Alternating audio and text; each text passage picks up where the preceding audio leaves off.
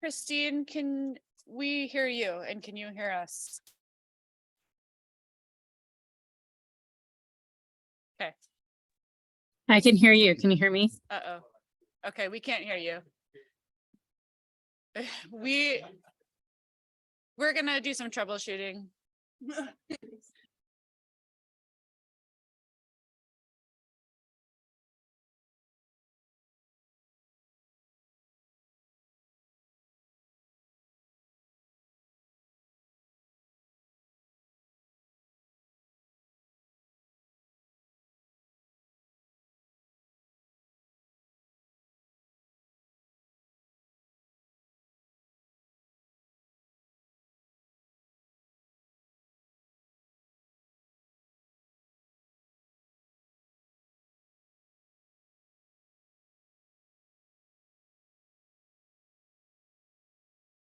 Okay, I will call the Assembly Finance Committee meeting of April 19th to order. Today is Will Muldoon's birthday. I hope he is not listening to this meeting. Ms. Spiegel, will you please note our roll? Thank you, Chair Train. We have all Assembly members present in chambers besides Assembly Member Wahwal Gadak and Assembly Member Gladashevsky who are absent, and we have Assembly Member Wall on Zoom. Thank you. Approval of minutes, any additions or corrections to the minutes from April 12th? Seeing none, those are adopted. I do have two quick announcements I want to do now before I forget about them. If you want to, if you're interested in CIP amendments, if you could please get with Director Custer by Friday to have her help with those. And then secondly, we did get the final results of the audit. You'll remember that a few meetings ago when Ms. Tarver was here, we hadn't finalized the audit yet. My sense was that we don't need to bring that back to the committee, but there are, I think, a few people who are interested individually in meeting with Ms. Tarver to go over that, so we can arrange that unless I see differently now, which I'm not seeing. So, okay, if you're interested, let me or Mr. Rogers know. Okay, so we will get started with the airport board. Come on up. You're the next contestants.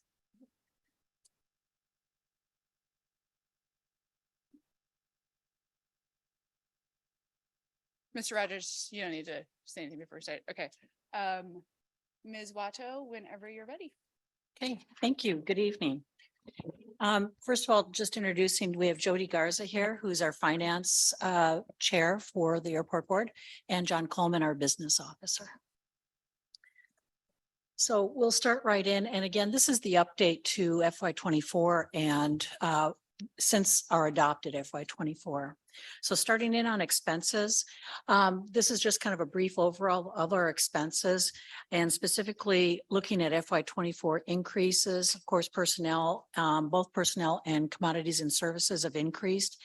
I'll detail this out shortly on another slide, but we're looking at an increase from FY24 adopted of just under $800,000, $791,000.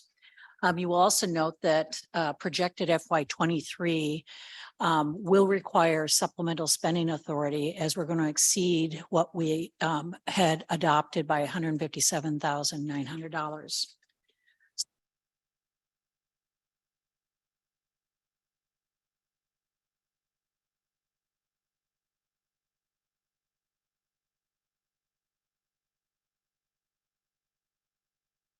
Increases to our rates and fees.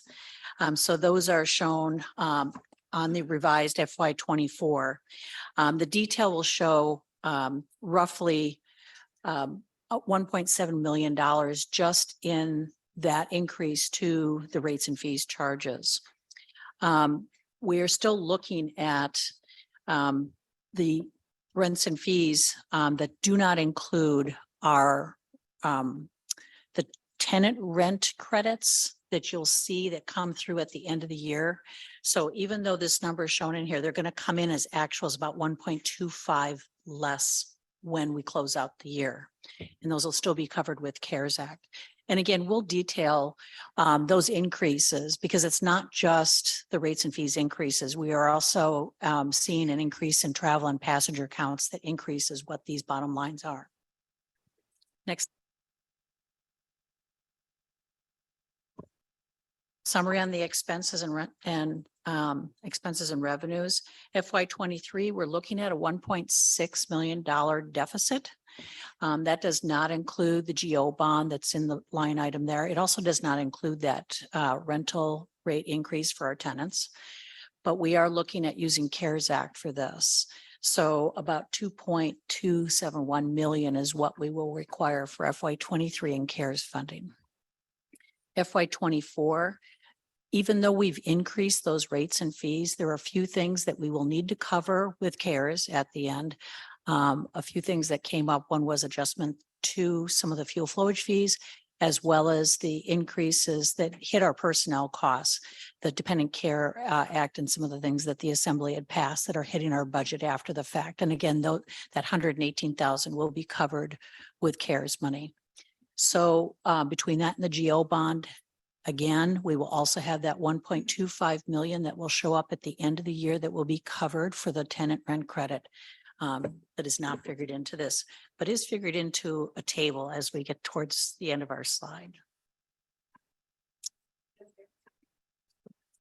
Ms. Hale. Thank you. Thank you very much, Ms. Watto, and all of you for being here. 1.25 million. I'm not seeing a 1.25 million here. Thank you. No, it is not going to show up in the budget. We're mentioning it. It's a sidebar.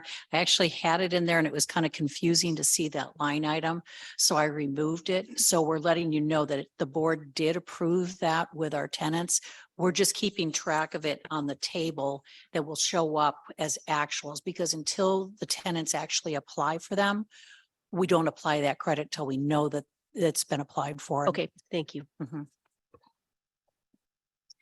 So on the expense side, just to detail what our expense increases are for FY 24, personnel increases, the 277,000. Again, the union negotiated increases that we see, as well as some of the payroll incentives that were passed. For the commodities and services, we're seeing a bit more, $518,000 in increases over our adopted budget. This comes from several different areas. Contractual services within CBJ, that would be our JPD and our RF, through Capital City Fire and Rescue. We have our aircraft fire, rescue and firefighting, and they've added additional staff to that. So there's an increase there. Other contractual services, including a preventative maintenance contract within the terminal and some runway paint contracts, adding to that increase. Of course, electric and fuel prices going up and some insurance increases. General commodities and services that we have every year, we're seeing that increase. Supply chain command, they're going up. So we're seeing that with sand commodities, de-icing commodities, brooms, our big ticket items out on the runway. And then some miscellaneous increases in repairs and rentals that we see, not a huge amount. We do see a decrease in our full cost allocation. Thank you for next year, as well as some decreases in water and wastewater. We do have a more efficient terminal for one thing, so. And then a small decrease in our travel and training. So the net increases expected in expenses are just under 800,000 for 24. Next slide. The revenue side, as I mentioned, those increases to rates and fees, some really large items. We had not raised those fees, if you recall, when we presented this on the 20th. Some of these go back more than 10 years since their increases. But as those go into effect, we see, especially with the rents, even though we're giving some rent credits that are not figured in here, we had some increases to rents and concessions, our landing fees, fuel flowage fees, security fees. Those are the big ones that those rates and fees charges hit. So that equates to about 1.7 million in increases. The residual increases come from what I had mentioned before with increased passenger traffic and numbers. And so with the more landings you have, the more people you're going through, you collect more money. So again, a net increase to our revenues of a little over 2 million, 2.1 million almost.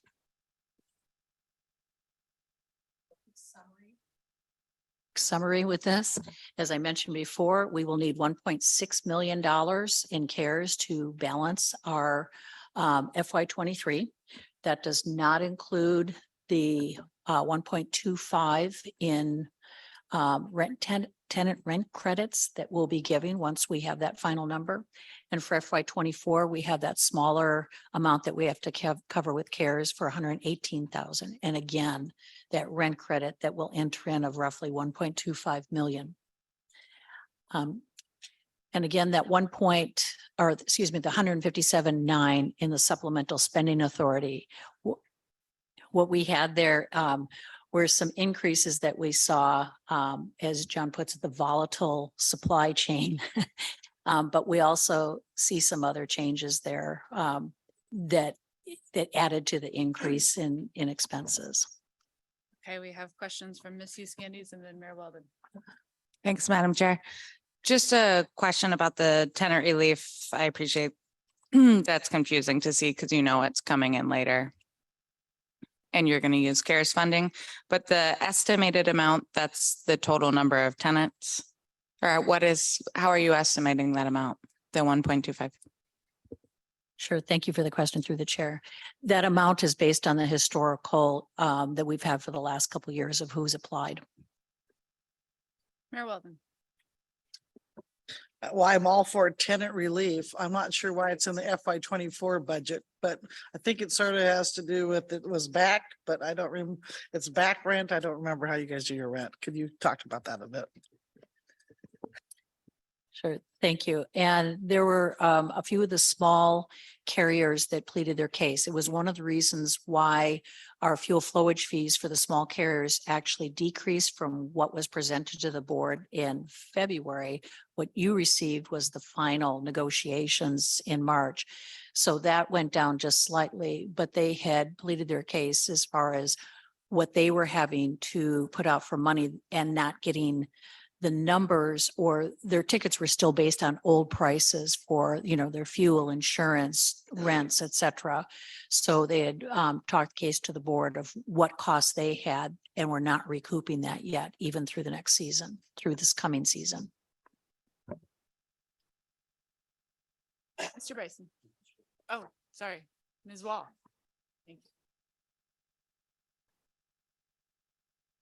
Thank you, Madam Chair. If I'm waving at you, it's just to get your attention, not to seem urgent. I just had a question on that. Ms. Watto, so what you're saying is this tenant relief is not necessarily related to like COVID. It's really about kind of inflation and cost increases. That's the reason that these operators are needing and asking for relief. Is that a correct way of stating that?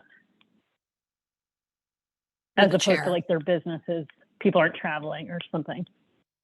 Thank you. Through the chair. And great point. I think it was a combination of a lot of things, but they hadn't raised their fees to accommodate larger increases as what was coming down with the fuel flowage fees and landing fees and all their other rental increases. So they've booked, a lot of times they've booked well in advance, similar to Alaska Airlines, but some of them are even much further out.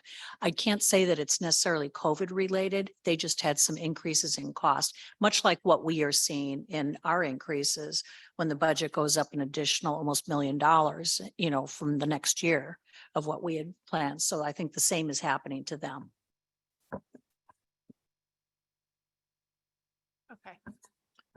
Okay. Ms. Gladszewski. Just a quick question on that. There's no restrictions on what you can use CARES money for. They forgot to increase their fees, so it's okay. So how does that work? No, through the chair. I can't answer for them, but my understanding when they came to the board that they had raised some of their fees, but not to accommodate what we had raised for our rents and all of our other fees combined, the 1.7 million. And I can speak to the CARES grant here shortly as far as the limited use.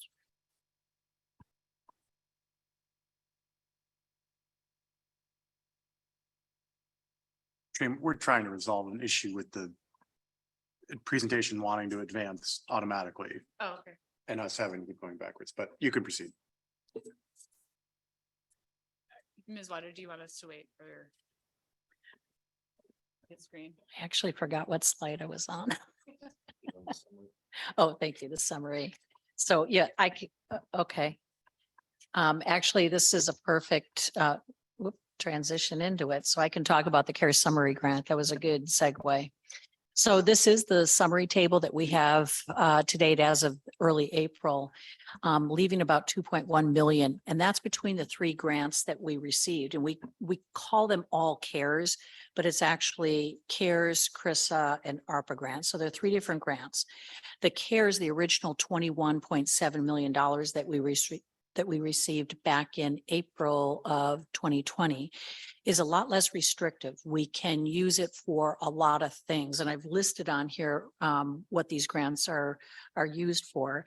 But with the CARES grant, we can apply capital projects without match. So that's why you see us coming forward with some appropriations for doing some of these projects that you probably saw on the intros on Monday.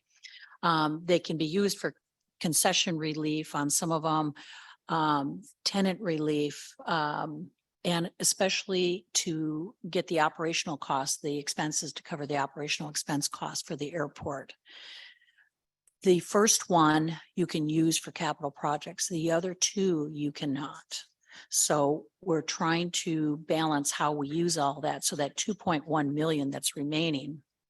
And let me talk about the sunset dates first. So that original grant, that 21.7 million, that will sunset. It has to be used up by April 26th, 27th of next year. So by 2024. The two other grants, one is March of 2025 and August of 2025.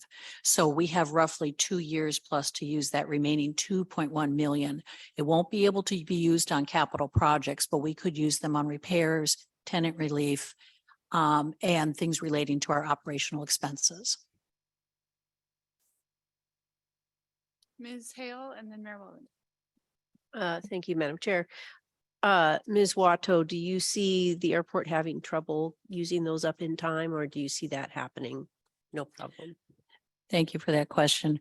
There will be no problem using it up.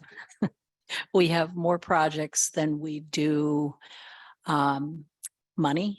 That's probably always the case, but certainly there's things we can put through with our budget. There's always things we can be doing through our budget.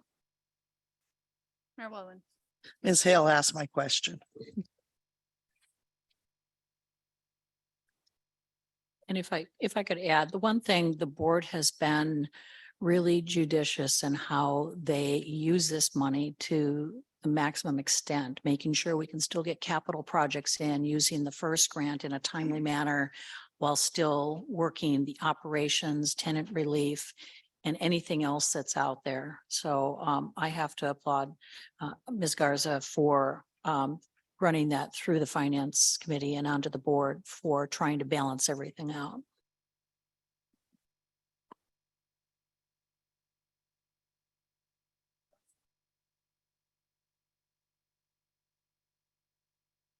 And then quickly, I wanted to go over the current projects that we have going on.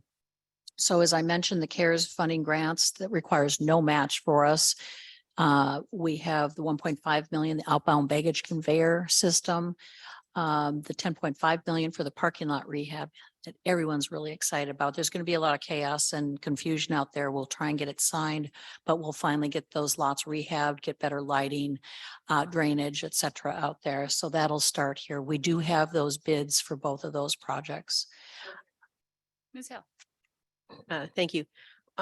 If I hadn't heard that the parking lot's going to be rehabbed and I show up for a flight, kind of cutting it close, and then I see signs and I see a full parking lot, what should I do? So excellent question. What we need to do is make sure we've got good PSA signage, et cetera. The idea is that we get this out publicly as soon as we have that other lot open. So there'll be a transition time between when we close the lot and we actually close it off and we move people over to this temp lot. There's still going to be limited parking during this time. And we're even having to float employee parking to different areas. So like I said, we've got one season to work on this parking lot to get it done before the money sunsets. And it has to work around also the drainage plan that works and coordinates with another ramp project. So there's a lot going on at once, but our idea is to get signage, get the word out every which way that we can from public media. And when do you anticipate that it'll start construction? So we're looking at trying to transition in May and start June. Missy Scandies. Just to follow up on that, so you'll have a temporary lot as you are putting out good PSAs, et cetera. Will you keep a temporary lot while that work is going on, and how limited might that be? Which I'm sure will be part of your PSAs, but do you know that yet?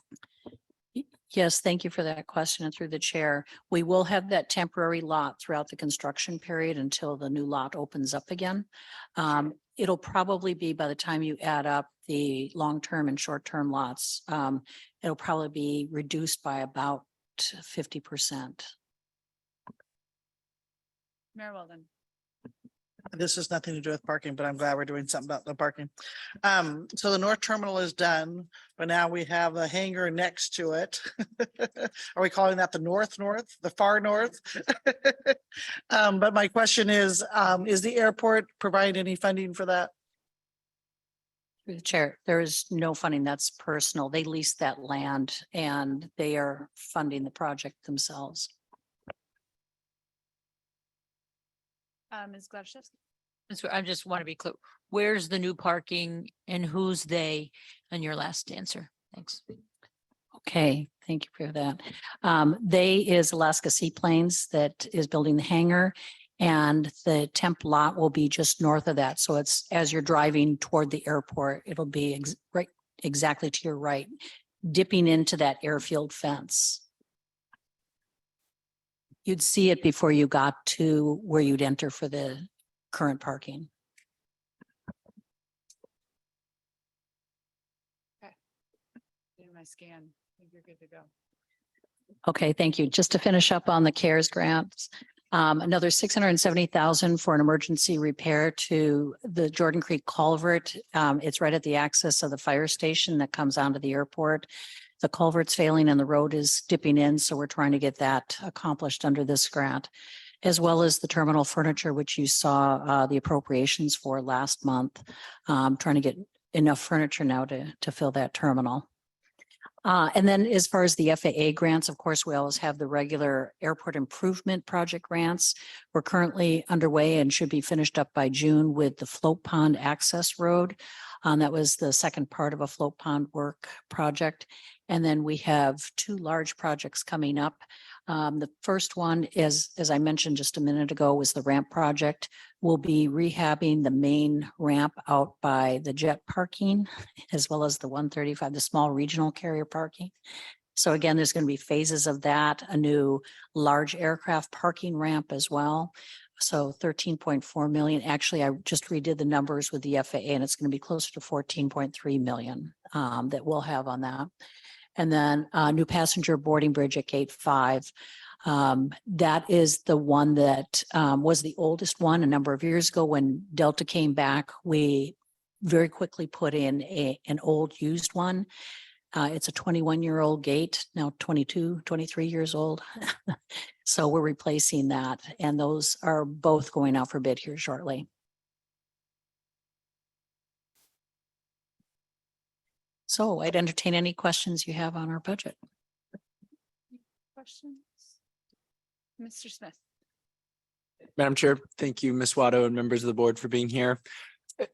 Just to keep it simple for me, obviously the last couple of years were very difficult for the airport and whatever society in general. Just looking at your slight deficit in FY 24, is it kind of correct that like that you have kind of emerged through the turbulence and revenues are kind of balanced with expenditures? Through the chair. Yeah, through the help of increased rates and fees. So we were heading into COVID with a deficit of almost $750,000. We knew that with COVID hitting that we weren't going to probably be balancing anything. So luckily CARES came in and helped us balance for a while, but it didn't correct it until we got through it.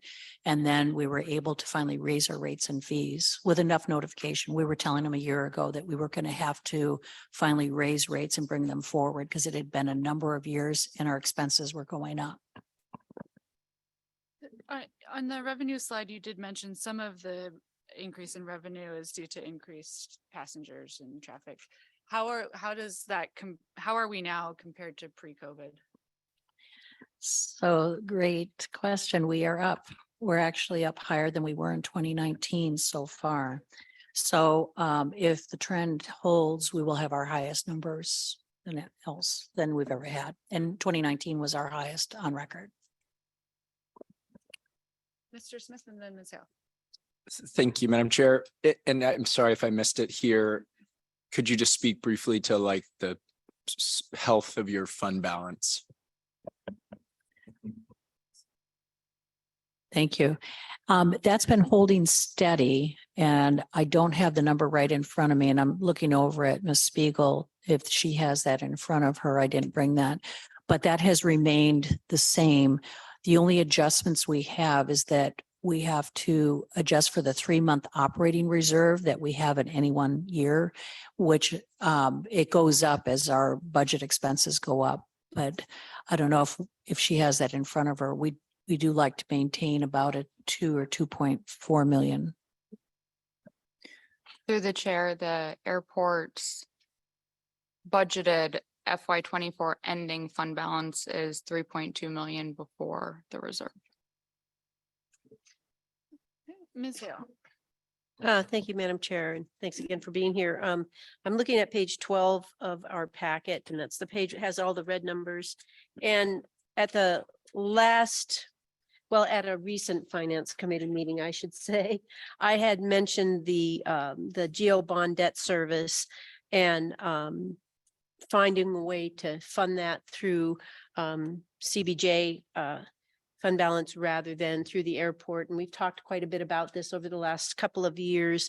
I talked with the board and I talked to Ms. Watto and Jody Garza, who is the finance chair, and for them to try to actually use that in time for the April 2024 deadline would be, it would just throw things in an uproar because they've already got their budget put together. And so my gentle appeal to the assembly is for us to remember this when the airport comes to us asking for match for certain projects. Thank you. Thank you, Ms. Hale. Any more questions ready for a motion? Mayor Weldon. Thank you, Madam Chair, and thank you to Ms. Watto and Mr. Coleman and Ms. Garza for being here. You guys have done very creative finding federal money instead of our money, so I appreciate that. Anyway, I move that we accept the airport budget as presented and ask for unanimous consent. Seeing no objection, that motion has passed. Thank you, Ms. Watto and Ms. Garza, and what's your name? Coleman. Sorry, thank you, Mr. Coleman, for being here tonight. Thank you for your time. Thank you. Chair Treem, could we do one thing as our hospital guests get positioned? Of course. Because the airport mentioned the decrease in full cost allocation, it's just actually a good opportunity to touch on this. We kind of touch on full cost allocation often. I think hospital folks can come on up when you're ready. If the assembly would turn to page DOC 26 in your budget book, there's something here worth illustrating. I promise. Okay, folks don't have their budget book. So Look at this. Ms. Spiegel is going to get it on the screen for us. DOC 26, which is at the end. It'll be in the last few. Yeah. Ms. Spiegel is going to get this on the screen. What Ms. Watto said about a decrease in cost allocation of the airport is correct. And it results from, we did reevaluate one area of the cost allocation this year, and that was Treasury. We came to the opinion in finance that we were allocating Treasury costs poorly and inequitably. And we undertook an effort a fairly significant effort at the staff level this summer to better allocate treasury costs. And if you look on this page of the budget book, you will see the magnitude of that change. Obviously, if you look on page DOC 26, this is the treasury allocation. This is who's paying treasury for treasury services. And you'll see down there the airport, just to connect it tonight. The airport is paying $67,000 a year less for treasury services this year than last. That happened because I came to be of the opinion that the treasury was, the airport, for example, was overpaying for treasury services. And the reason was the airport was receiving very large one-time tranches of money, both from bond issuances and federal grants. Those really don't burden the treasury as a transaction. We record a $20 million check in the same amount of time that we record a $10 check. What we did is we came up with a new methodology that shifted treasury costs significantly from a methodology based on total dollars of receipts to number of transactions. When that happened, there was a really significant shift of costs toward the water and wastewater utilities for the very obvious reason that every service line in the borough gets 12 billings a year for water and wastewater utilities. There is no doubt that the greatest burden on treasury, both billing and receiving payments, is for the water and wastewater utility. So prior to this change, water and wastewater was getting a heck of a deal for treasury service that was really overcharging organizations like the airport that were getting very large one-time payments, federal money, bond proceeds, et cetera. So there is the only thing in the cost allocation in this year that changed considerably on a methodology basis was treasury. I bring it up here because I appreciate Ms. Waddle noting that their costs went down and for a very specific and intentional reason. Conversely, the water and wastewater utility saw cost increases just from the treasury allocation of $150,000 a year. I think in our analysis, we believe that that's appropriate and they have been underpaying for those services. Conversely, the airport's saving a lot of money because they've been overpaying for that service. So this is just an illustration of how cost allocation works. Every year we do look at small sections and say, is this the most equitable way to allocate these central service costs? We made a big change in treasury this year. Thank you for the indulgence. I actually do have a question, maybe only tangentially related. And I won't ask about the airport specifically since we just let Ms. Watto go, but the enterprise funds in general that are receiving these federal either, COVID relief or other federal grants, who it takes care of the reporting requirements for those kinds of things that generally have maybe more onerous reporting? Yeah, that's a good question, Chair Treen. We do share that responsibility. There are certain financial documents and pieces that come from the finance department, and we wind up pushing the button on a lot of final grant reporting and grant applications. But I will say that the vast majority of the reporting work, particularly on the program aspects, the program type reporting, that comes from the user group, whether it's an enterprise or a general fund department. There's a limited amount of financial information that the finance department assists with, but the vast majority of grant reporting is done by the user agency. Okay, any questions on the cost allocation? No, okay, I think we will switch over to the hospital. And Mr. Keith, whenever you're ready. Thank you, through the chair. I think we'll have one of our board members do the introductions before we begin. Hi, Deb Johnston. I'm the vice president of the board.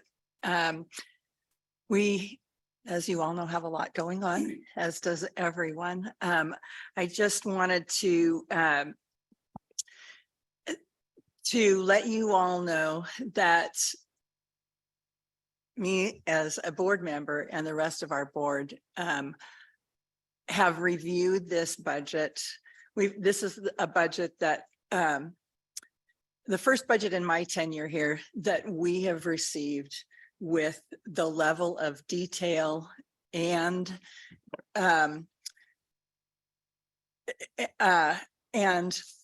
thoughts that went into it since I've been here. I feel confident that this senior leadership team with Mr. Keith and Mr. Muse have prepared a budget for you that's realistic, that is supportable, and that we can all live with. We've got a ways to go, and Mr. Muse and Mr. Keith are going to speak to that. But at this point, I couldn't be more confident in what we're sending to you, at least in since I came on the board nearly 5 years ago. So I appreciate your hearing us out, and I'm going to turn it over to Mr. Muse to get us rolling. Thank you, Deb. When I left the controller office, I thought I'd get my sunny Wednesday budget nights back, but apparently not. So during this presentation, what we're going to do is we're going to take a look back kind of to the COVID years, mainly because it's instructive about where we are today. We'll talk about where we are today in a time of transition, and then we'll go into the details of the budget, and then Mr. Keith here will talk about where the hospital's going in the future. Next slide, please. So looking behind, during the pandemic, the hospital changed in a lot of very important ways over the last 3 years to address the acute pandemic needs of Juneau.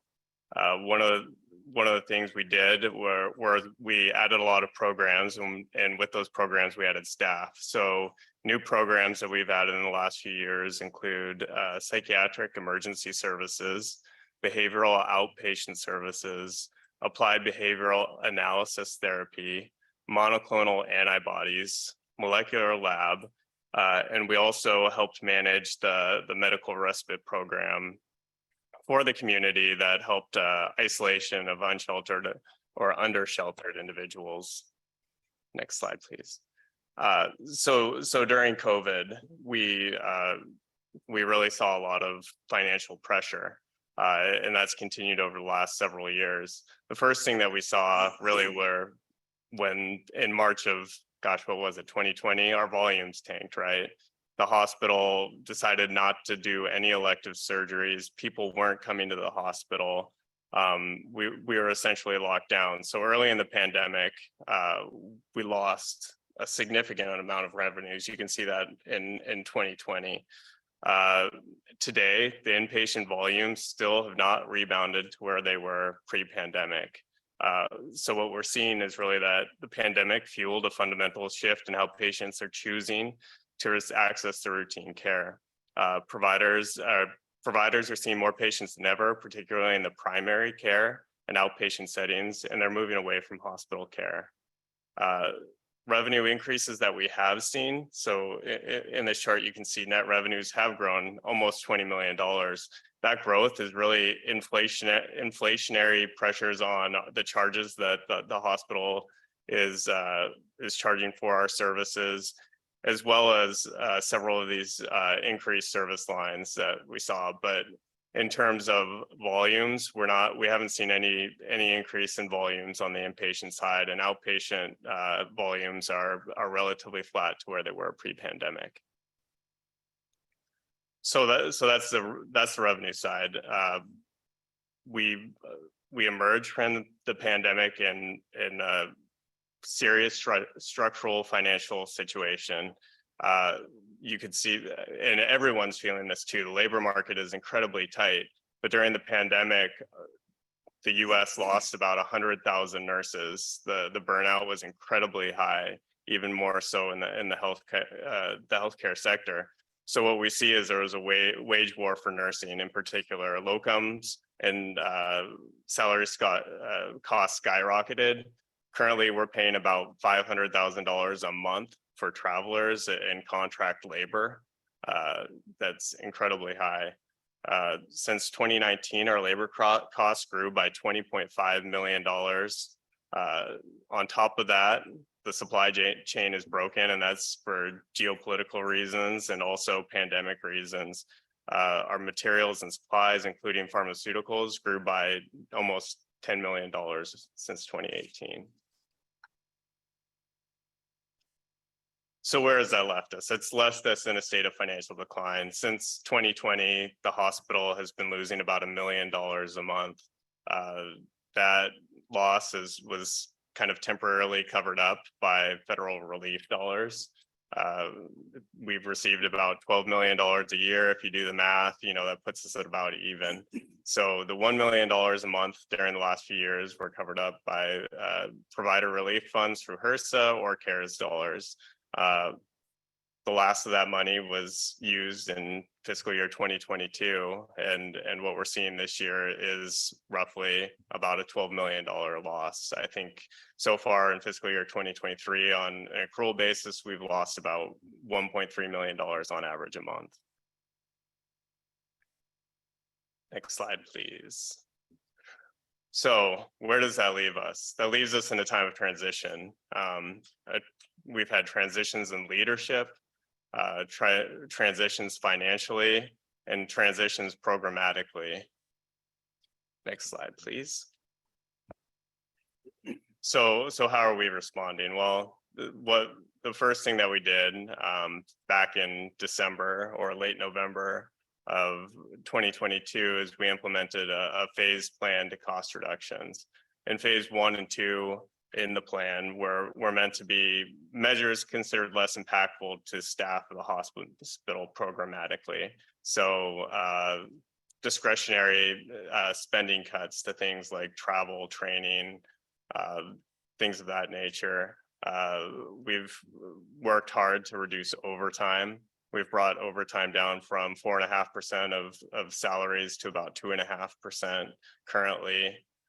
We've tried to reduce staff through not filling vacancies. In the last 3 or 4 months, we've reduced our total headcount by about 15 FTE. We've tried to reduce our reliance on contract labor. Again, we're still spending about $500,000 a month on contract labor. So that's a continued phase 2 effort, is to reduce our reliance on that. We had incentive pay during the pandemic to incentivize nurses, incentivize environmental services staff, security staff to come in and fill additional shifts when there was need, because again, there was a shortage of labor, and we've phased that out. Phase 3 in our plan has just been implemented. Phase 3 are more impactful changes. So the first thing that I'd call out there is the board voted recently to delay the ED project. That was an important strategic initiative that we felt at this time we couldn't move forward because of our financial position. So what are our key areas of focus, fiscal focus right now? Well, we're, as you may be aware, we're doing a lot of things currently. We're standing up home health and hospice. We had the state licensing survey was conducted in the first week of April. We actually just got the results from that survey today. There's a few action items that we're taking a look at, and we're going to implement a corrective action plan on those. And the hope is that we will be serving the community and having an open house in May for home health and hospice. So we're making really good progress on that front. Wildflower Court, effective March 31st, we entered into a formal transition agreement. So we have 6 months now to continue to do our due diligence and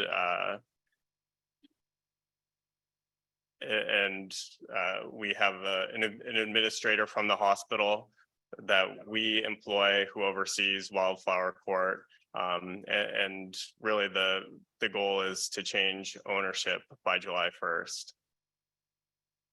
Aurora Behavioral Health Center, the Crisis Services Building, the completion has been pushed back to May 15th, but that's also coming up quickly.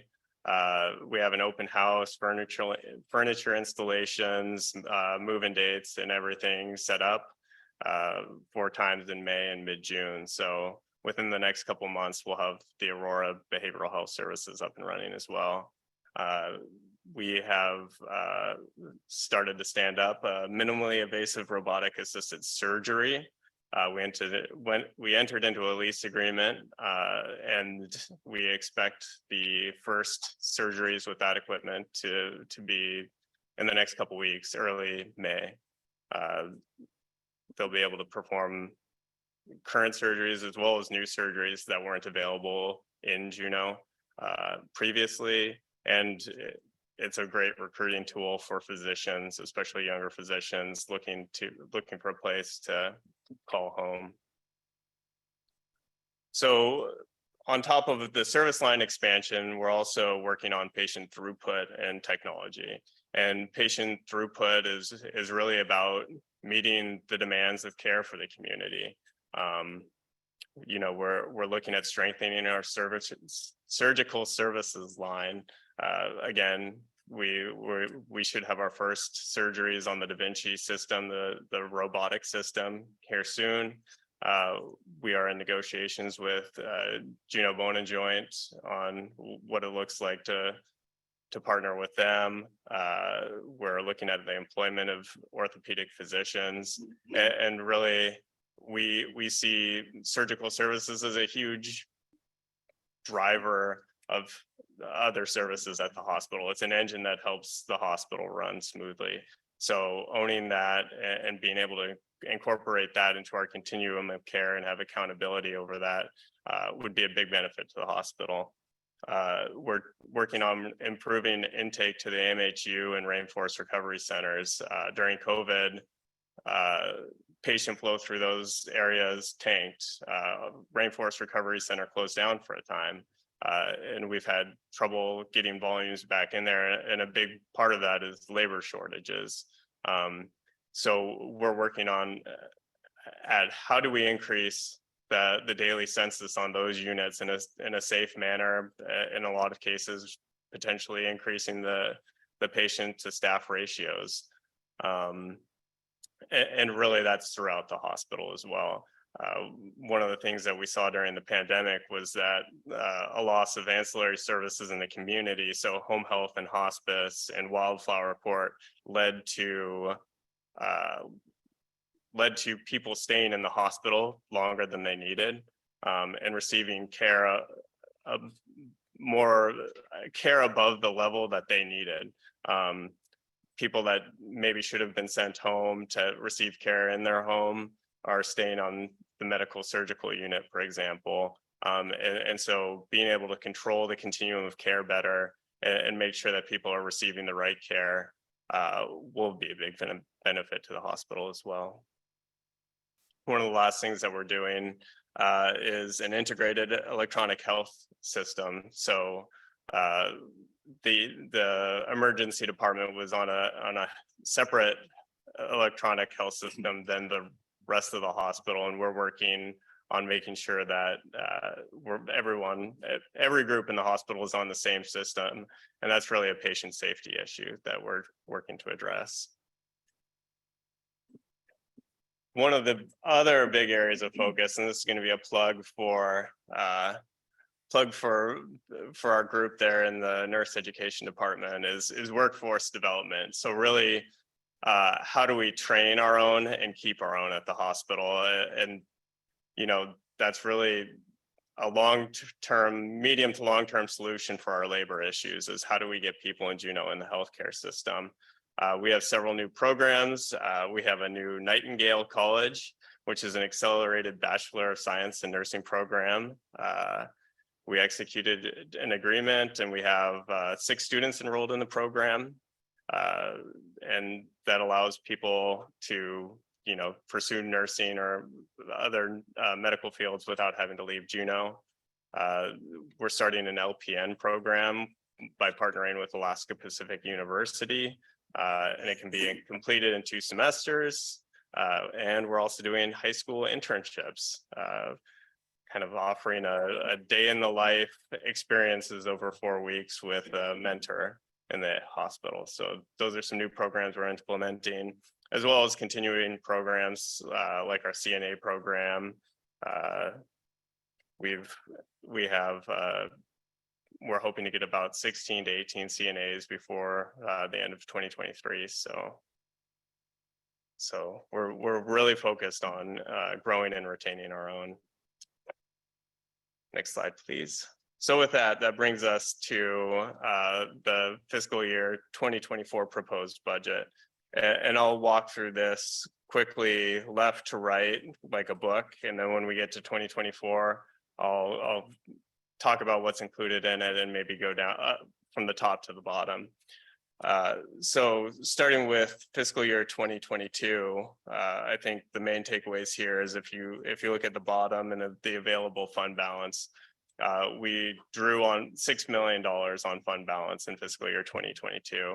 And really that could have been worse, save for the $5 million or $5.3 million we recognized in federal funding. So we were in a structural deficit. It would have been worse, save for some federal funding that we received. In the highlights in fiscal year 2023, the year that we're currently in, you know, you go down to the bottom again, and we're projecting a draw on available fund balance of $6 million. One of the highlights here is if you go to the support from capital projects line, that $7 million is actually making the 6 million draw look better. What I mean by that is when we talked about the delay in the ED project, delaying that project allowed us to transfer bond funds to the crisis or Aurora Behavioral Health Center project, where we had available fund balance that we could pull back. So pull it back into our unrestricted, or pull it back into our reserve or available fund balance to use on other strategic initiatives or operations in the future. Ms. Hale. Thank you. Thank you, Madam Chair, and thank you so much, Mr. Muse. I have a couple of questions about that. I was wondering why in FY23 it was only 6 million when you were telling us it's $1 million a month. So that explains that. About the ED project, if you have reprogrammed that bond money to other projects, one, I guess, is that okay relative to the nature of the bond, which would have been for the ED project? And then the second question is, how will that ED project in the future be funded? Thank you, Ms. Hale, through the chair. So first question is about Is it okay to have reprogrammed gotcha. that Yeah. from ED, given the nature of the bond and the bond requirements? Thank you for reminding me. Through the chair, I had discussions with Mr. Rogers and the bond counsel about what the bond could be used for, and the language in the bond documents was broad enough and vague enough that it could essentially be used for any capital project, including software upgrades at the hospital, and really any phase of a project. The crisis stabilization building or Aurora Behavioral Health Center had bond funds in it from the same issuance. So we issued last March about $22 million of bonds, and 12 of it went to the ED project and 8 went to crisis stabilization, or somewhere along those lines. We looked back at when the bonds were eligible. So we could write, as a hospital, write a letter. I think Mr. Rogers could probably explain this better.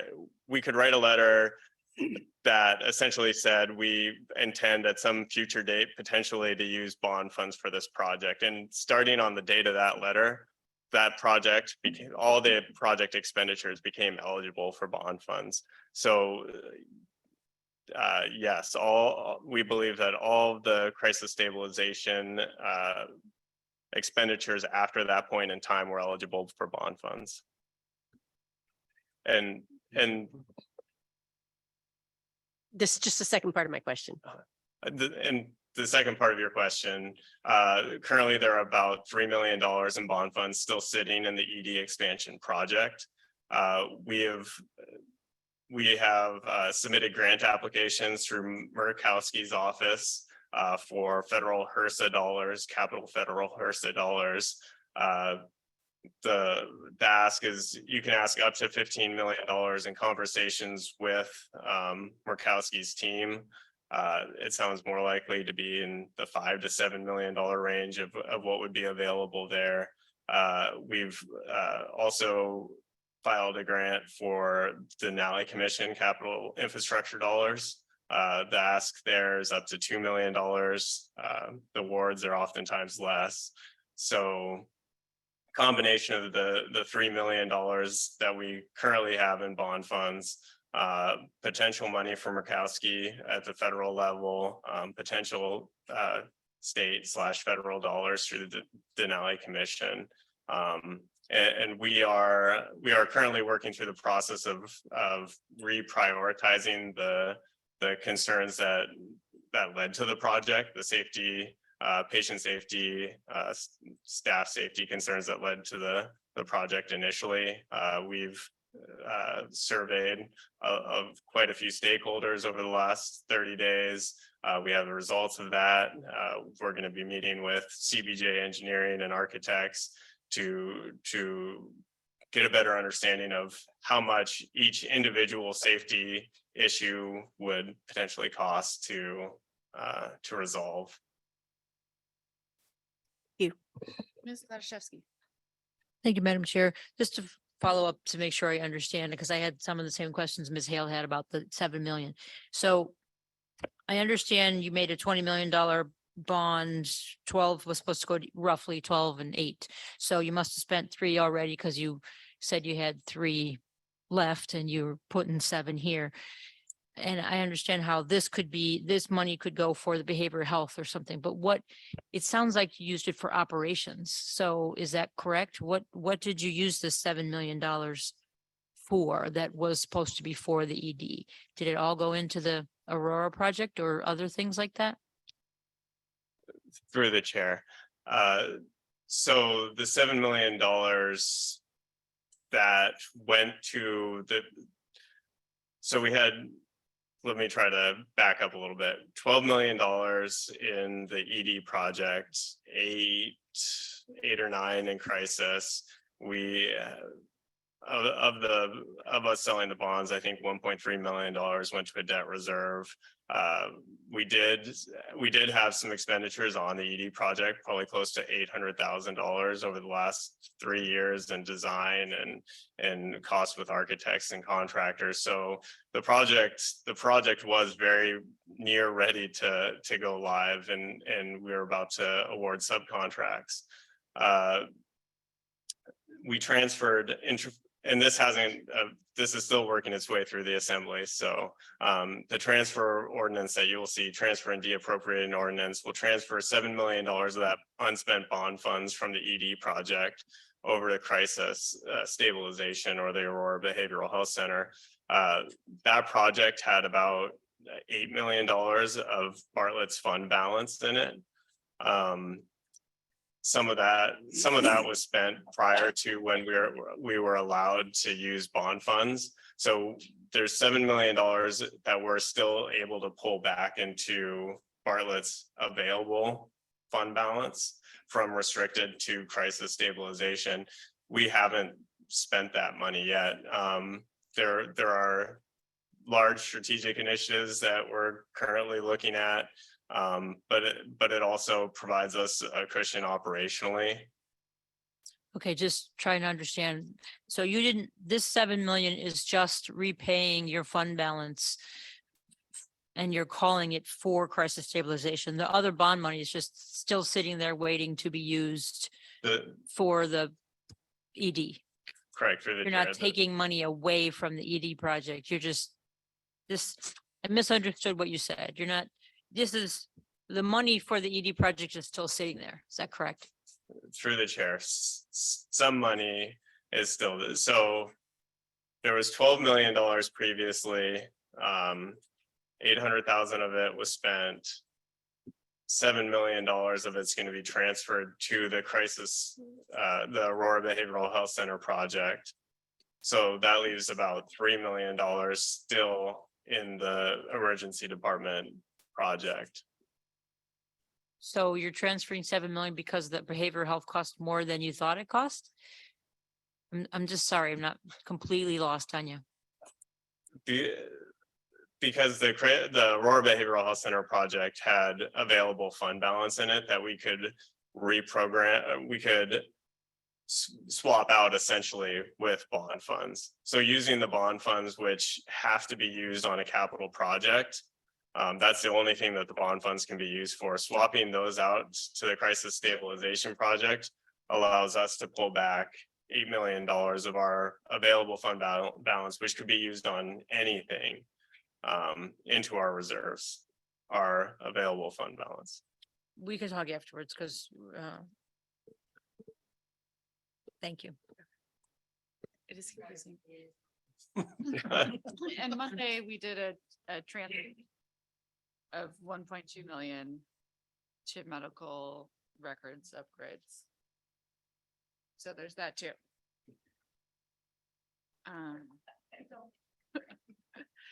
Okay, you can keep going. Thank you. Okay, so in fiscal year 2023, we had a $6 million loss. That loss would have been closer to $13 million had we, draw on available fund balance. That draw would have been closer to $13 million had we not unrestricted funds from the Aurora Behavioral Health Project through that transfer that we discussed. Another big thing to note here is just if you compare the amended budget to the 2023 projections on charges for services, that's really kind of the big area that we missed this year. So in creating the budget last year, there was about a 15% to 20% increase in volumes that was baked into the budget. And what we're seeing is that volumes are flat, basically in line with fiscal year 2022. So that was a fairly large miss. So moving to fiscal year 2024, what is in the budget and what isn't in the budget? The 2024 budget includes crisis, or the Aurora Behavioral Health Center, crisis services. It includes home health and hospice. It does not include Wildflower Court. The legal team has told me to make that very clear. It doesn't include Wildflower Court, and you should expect a supplemental appropriation here in the coming weeks regarding Wildflower Court. It includes a 1% increase for salaries. It includes a 7% increase associated with health benefits for employees. The personnel services line includes a reduction of about $4.5 million from the budgets submitted to us during the budget process. And that $4.5 million reduction is management's one of management's phased plans of cost reductions, where we are going to eliminate roughly 30 positions, and these positions are mostly vacant right now, or we anticipate them to be vacant in the coming months. And really what our plan is to eliminate the positions and restructure around those eliminations as they come up, or if they're already there. So 30 positions, a limited restructuring.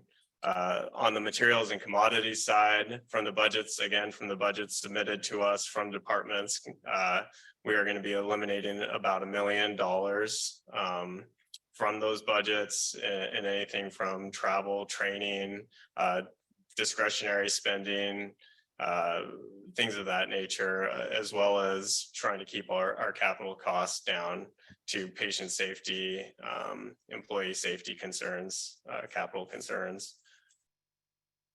So again, going from top to bottom, personnel services is up from fiscal year 2023. That mostly reflects 2 new service lines, crisis services, as well as home health and hospice. It also includes about $1 million of those personnel cost increases, the 1% pay raises, as well as 7% health benefits. Commodities and services, we show a reduction in commodities and services over fiscal year 2023. That line item actually includes contract labor costs. So the 2023 budget, again, along with being very cognizant of how we spend this next fiscal year, we're really planning on reducing our reliance on travelers and the costs associated with them. The capital outlays, these are operating capital outlays of $1.9 million. You can see that that's down from previous years. Depreciation for the hospital is somewhere in the order of $6 or $7 million, and the depreciation is a measure of how much annually it would cost to basically replace what you've got going.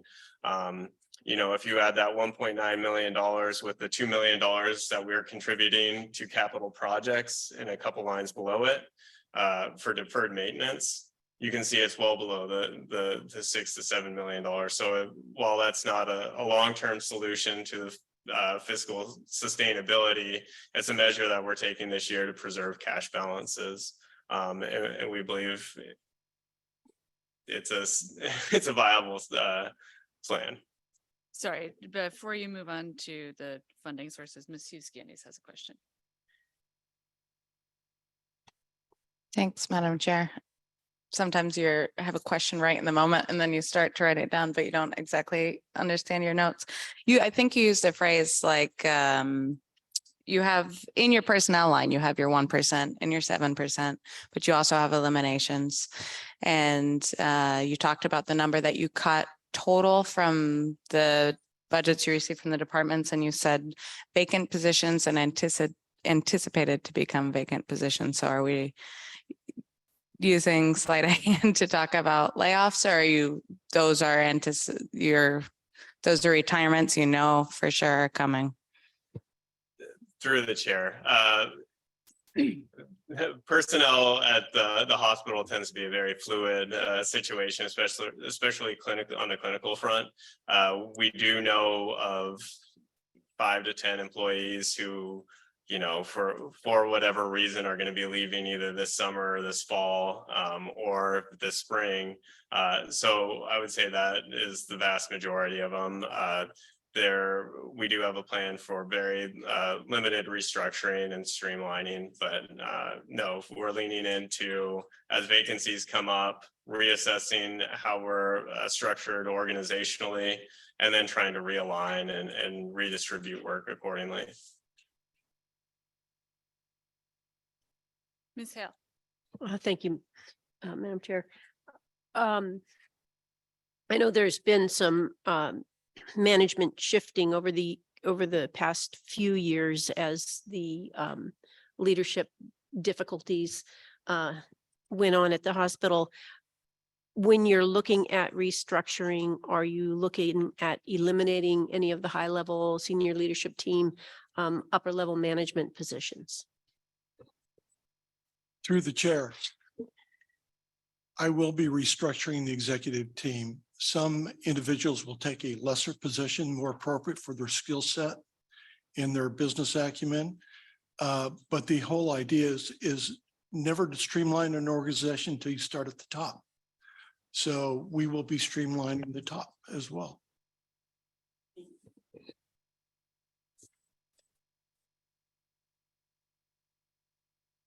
Okay. Moving down to the funding sources, charges for services, we anticipate to be up over fiscal year 2023. Again, that's mostly just a reflection of a couple new service lines coming on in crisis and home health and hospice. It does reflect some of our initial revenue initiatives in strengthening surgical services, improvement of patient flow in the mental health unit and RRC and medical surgical unit. State revenue, we believe that's a conservative number, $750,000. In fact, we know that we received money recently, or we applied for money through the state for crisis services. There's 4 different grants there that we're hopeful that we'll get, because we are one of the only people that have these services in Alaska. So that 750,000 reflects grants that we've received in the past that we are fairly certain we're going to get again. But we think that is conservative and that hopefully we'll get more than that. The investment income, we actually used a number a little bit below the budget book that CBJ gave to us, and that was mostly a reflection of our cash position. And looking at the assumptions in the budget book, it assumed I think that we'd have a little more cash than we do. So we used a conservative number there as well.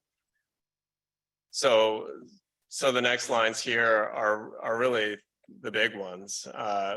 The support from we are asking the Assembly first to restore the $518,000 in tobacco tax that got reprogrammed in last year's budget cycle, I believe, possibly to CCFR, if I'm remembering correctly. But so to restore the 500,000, and then also an additional ask of $4.5 million, and that ask is really just a one-time, non-recurring capital infusion to stabilize the hospital and help us transition to sustainability. So that number, as it is not tied to any one thing directly. You know, we're looking at taking over ownership of Wildflower Court. In order to do that, we have to defease or pay down their outstanding debt. That is going to be about $1 million. We have to pay off their vacation liability, their 401k liability. We believe could be anywhere between $500,000 and $750,000. We have startup costs related to home health and hospice. In the coming months, we'll be fully operational in home health and hospice, but we will not be receiving reimbursement because the process with CMS takes several months of activity before we actually start getting reimbursement for those services. So that will be a cash draw in the hospital. Crisis services, same situation. We'll be starting up those here soon, but before we get reimbursement from CMS, those services have to be up and running. We have $3 million in debt service because of those bonds that we sold last year coming online. The rate covenants on those bonds say that we should have roughly $3.6 million in net income after adding back depreciation. We don't have that this year, so we're almost certainly going to violate our rate covenants on our bonds this year. Next year, we may very well do the same. Government support is an item that you're allowed to add in, whether it's federal grants, state grants, or contributions from the city in calculating what your net income is. We have a whole slew of behavioral health services. Many of them don't add margin to the hospital. We know that Rainforest Recovery, the losses that we anticipate on that in fiscal year 2024 are about $1.9 million. We know that applied behavioral analysis is going to be roughly a $750,000 loss next year. And while we're doing everything that we can to minimize those losses, the reimbursement structure on them isn't such that we think they will really be profitable or at the very least neutral to the hospital. You know, the funding helps reduce the immediate impacts to programs and staff in terms of cost reductions measures that we have to take. It allows us time to transition and lean into the strategy of not filling vacancies as they come up. I will say too that the hospital doesn't really have a lot of access to capital right now. We have $38 million in outstanding debt. We're losing $10 million a year or $1 million a month. We don't have revenues really to which we can issue more bonds. It's going to be some time before we get back to that sustainable structure where we have access to the capital markets again, where we're actually adding to available fund balance. Our goal this year is really to be able to fund our operations and not lose money from operating. And so with that, and with the ask and the things that we just talked about, that would put us at roughly a neutral budget for fiscal year 2024, or we would not be drawing on fund balance. Ms. Hale, and then Ms. Glaszewski. Thank you, Mr. Muse. So the ask, the 518, that's an ongoing budget request, is that correct? And the 4.48 million, that's a one-time, is that correct? Through the chair, that is correct. Thank you. Madam Chair, may I ask a question of our finance director? Mr. Rogers,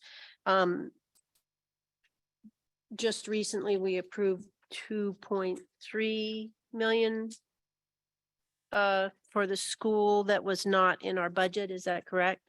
That's right. And so if we approve this 5, then that would take us to 7.3 million. And is that coming out of the $12 million fund balance that we have? And so would that then just leave us with 5.5 in that fund balance? Is that correct?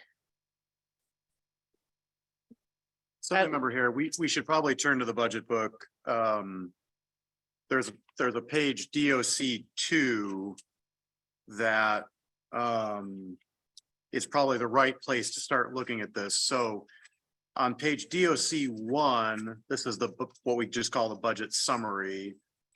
We had already included in this particular budget summary the impact of the 2.3 million for the Juneau School District supplemental request in 23.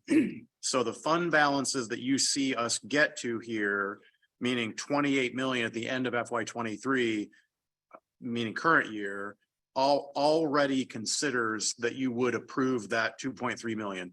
You haircut it by a small amount, but it doesn't change the big numbers.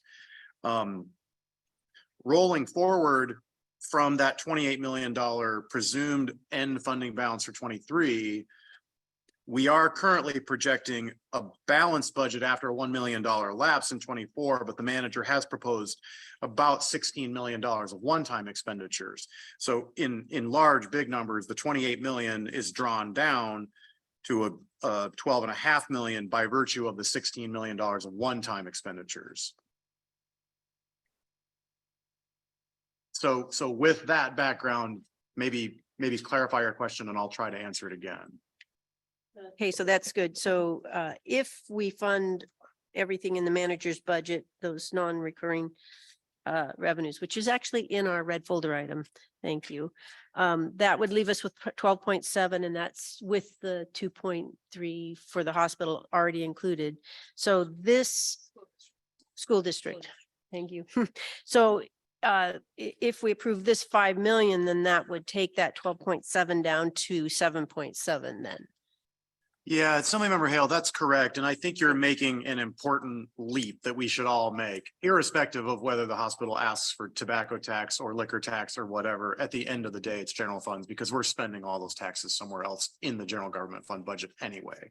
So a $5 million ask is a $5 million ask from general funds of some flavor. Whether it's tobacco tax or liquor sales tax doesn't particularly matter at the end of the day.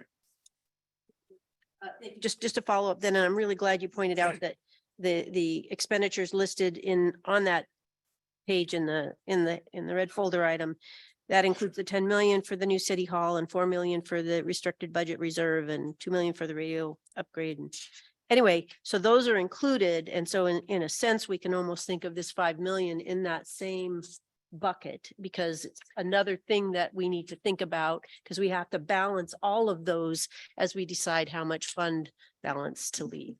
Thanks. Thank you, Ms. Hale. That was an excellent question. Ms. Glaszewski. Okay, this is also the fund balance question. Give us your best pitch if we have 12 million in our fund balance and you have 40 in yours. Why we should take it out of ours and not yours? Sure. Through the chair. First and foremost, we're going to need those funds for strategic initiatives. Because ultimately, we don't want to come back here asking for more funds. So those are our investment opportunities in our strategic tactics, objectives, goals and objectives. I believe we have some bond covenants we also have to protect that we don't want to violate. So the bottom line is the funds that we set aside are not for day-to-day operations.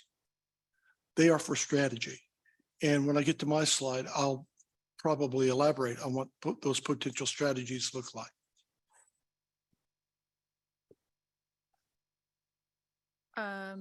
Mrs. Candies.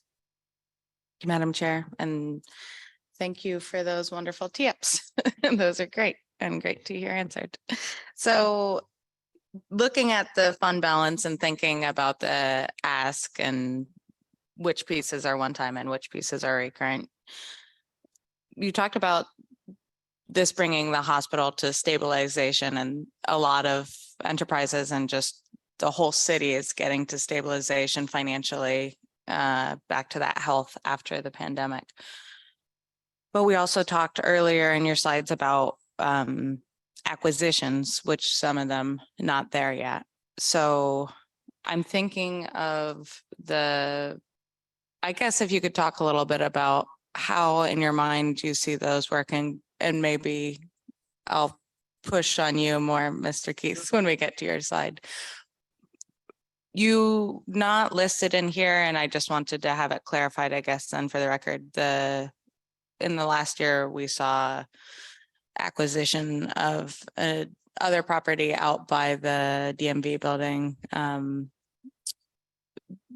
Can you clarify for me that's not bringing on service lines, that's not really bringing on any significant revenue for the hospital? Is that true? Through the chair, we purchased the family practice building out by the DMV, but just the building, not the practice. So any additional revenues associated with that would be lease revenue for now. Okay, thank you. Through the chair, maybe I'll elaborate on that. That's a strategic opportunity. That facility has its own lab, has its own imaging services. Those are ancillary services currently lost, not coming to Bartlett. In addition, Bartlett Regional Hospital does not have a primary care strategy. The gentlemen and the ladies in that facility are primary care doctors who are voiced ultimately an interest in maybe aligning with the hospital. So it may be a real estate acquisition, but there's a larger play involved. Thank you. Okay, thanks. Ms. Hale. Thank you. And thank you, Mr. Keith. And Mr. Muse, one of you can answer this question. I remember because the hospital fund balance kind of became a burning issue for the assembly early on in my tenure. And my recollection is that you have a requirement to have a certain amount of reserve for a certain number of months. And can you speak to that, please? And then, yeah, can you speak to that? Through the chair. I won't answer your question directly at first, but I'll get there, I promise. So after selling the bonds last March, Bartlett Hospital had somewhere in the order of $100 million. Currently, we sit at about $55 million. So just within the last year, through purchases, buildings, and operating, we've drawn down about $45 million in cash. With certain strategic initiatives taken into consideration, we believe those could be in the order of $10 to $15 million. We know that some of that money, that some of the cash that we currently have is reserved or restricted for capital projects. So we'll never be able to spend it on operations or other strategic initiatives.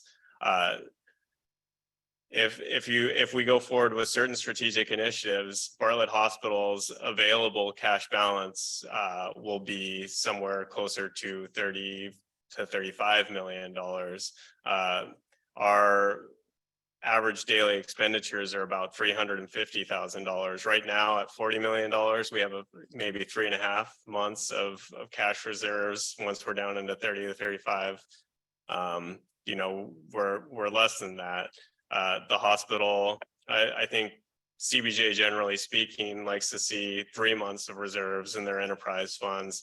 Hospitals typically, it's better that they're better capitalized.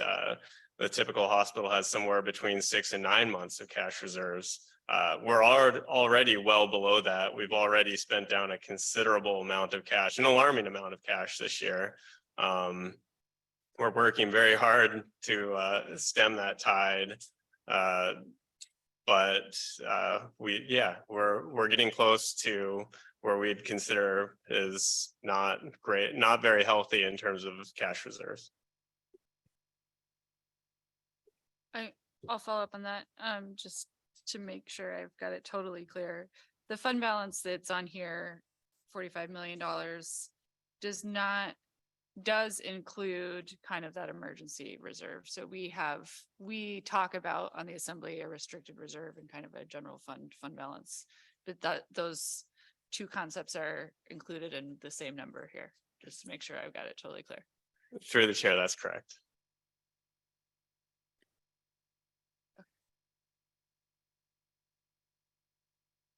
You can remember where we were.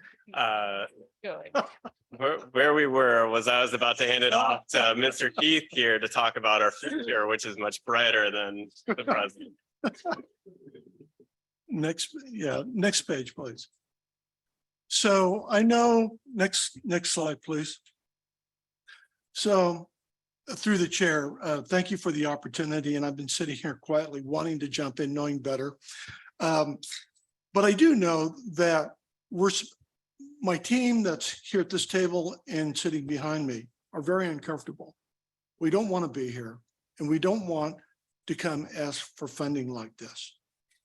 But I've been in this scenario before in my experience, and I think this team will lend itself to fixing this in the future. But I want to talk about the future because I think I need to sprinkle some of this today as our board in June goes into a strategic planning session. First and foremost, and I'll hit the high points because I know there are questions. The delivery of healthcare today is different and will no longer be like it was in the past. The post-COVID environment has changed everything. There's a natural migration from inpatient care to outpatient. You'll hear from time to time, people will say hospitals will become dinosaurs. And I can explain that. There will be digital transformation.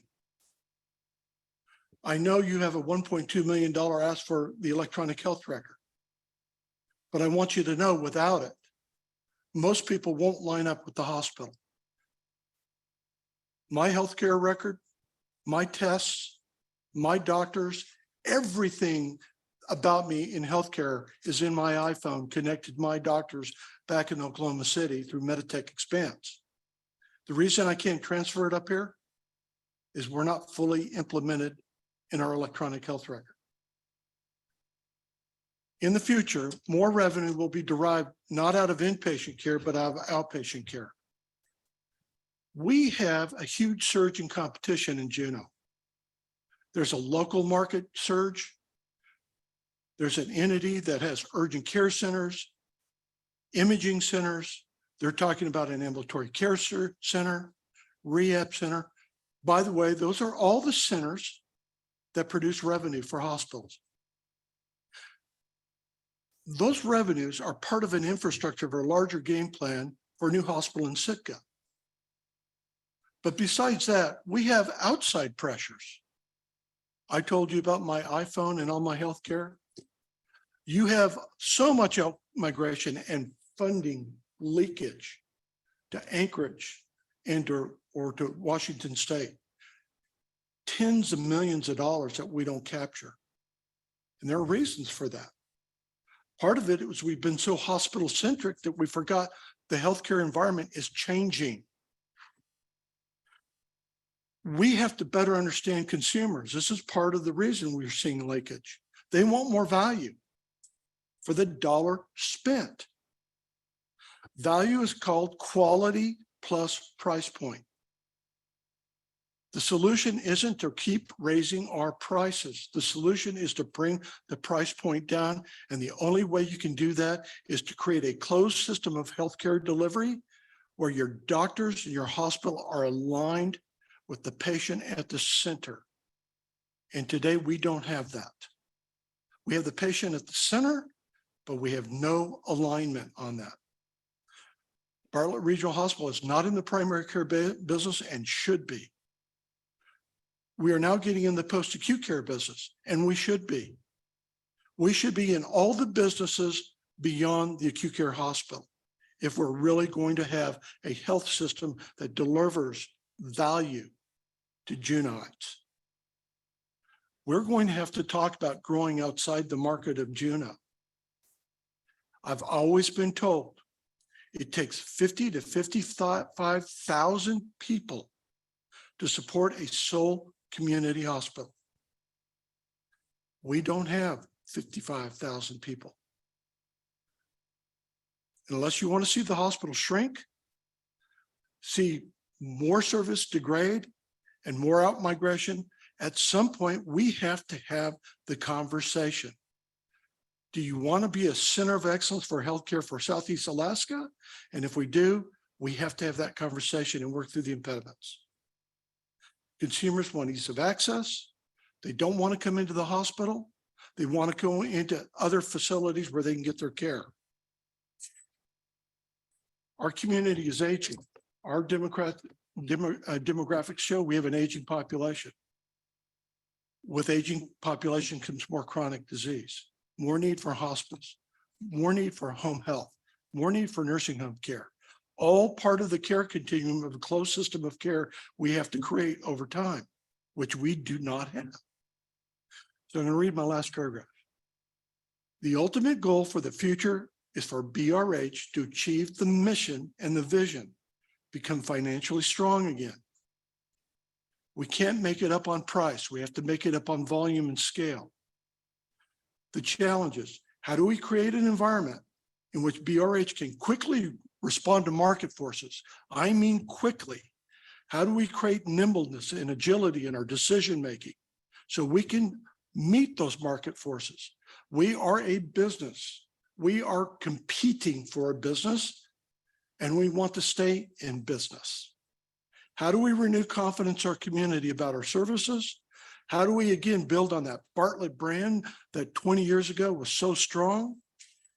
Our current strategic plan and our plans that we will make in the future will reflect our intention to be the hospital of choice for Southeast Alaska. This, of course, will require support, alignment, transparency, and a mutual understanding between CBJ and BRH leadership. It can be done.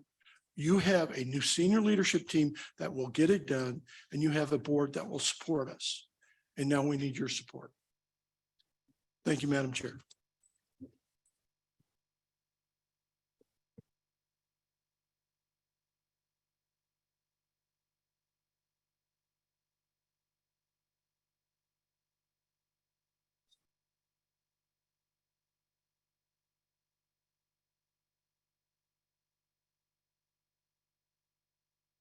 Thank you. The question is for Mr. Rogers about what's currently in the budget. Is the 500,000 currently in the budget? Because it. 518.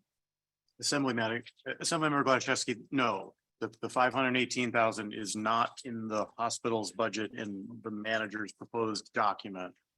But Well, it you- was in 23, according to this page. That's correct. And there was direction from the Assembly Finance Committee to remove it this year, FY Okay, 24. great. Thank you for that Yeah. reminder. I think Mrs. Scandy's question is on a different topic, so if you wanted to follow up. Mr. Rogers, my experience being on the Finance Committee is that the Finance Committee doesn't normally just decide we're going to take that tobacco excise tax away from Bartlett next year. Can you remind us what advice we were operating on when we made that decision? Yeah, thank you, Assemblymember Hale. We could look back at the minutes and figure out exactly what the previous assembly had recommended. My understanding is that there was a motion to remove the tobacco tax last year from Bartlett Regional Hospital. There was an appeal from the hospital not to do that. And there was a decision made by the Assembly Finance Committee to delay that particular decision for a year. Obviously, one assembly does not bind the next, but I think as we prepare the manager's budget, we are attempting to follow assembly direction from prior years as closely as we can. Okay, I've got Ms. Hughes Candies and then Ms. Wall.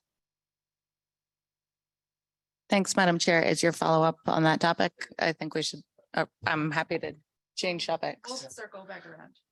Okay. All right, well then I'm gonna ask a totally out of the blue question. I love out of the blue questions. Great. So this is gonna really come out of the blue, following your, your heroic speech. I think because of something the liaison reported, but, or maybe actually in a meeting with yourself and Mr. Muse at the hospital the other day, I wanted to hear more about the PCR phase out, where you are in that, whether you've taken definitive action on that. And then I might have a question for Mr. Manager if we don't like that. Through the chair, and thank you for the question, and I hope you read my report. And if you did, thank you for reading my report. You know, 2 years ago, and I'll try to be very, very quick. 2 years ago, we were in a pandemic. Country was scared. We were scared. There was no testing available. We were dealing with a new pathogen called COVID. Nobody was vaccinated, or very few people were vaccinated at the time. We did not have herd immunity. You bought a machine that took care of your community. This machine is a batch processor for COVID-19. It does other tests. They're few, like HIV. But the bottom line, this thing was a huge machine that could serve an entire community. Let's fast forward 2.5 years later. We're not isolated. I've been vaccinated 4 times now, it feels like. If I want to know if I have COVID, I go to the grocery store and get my COVID test.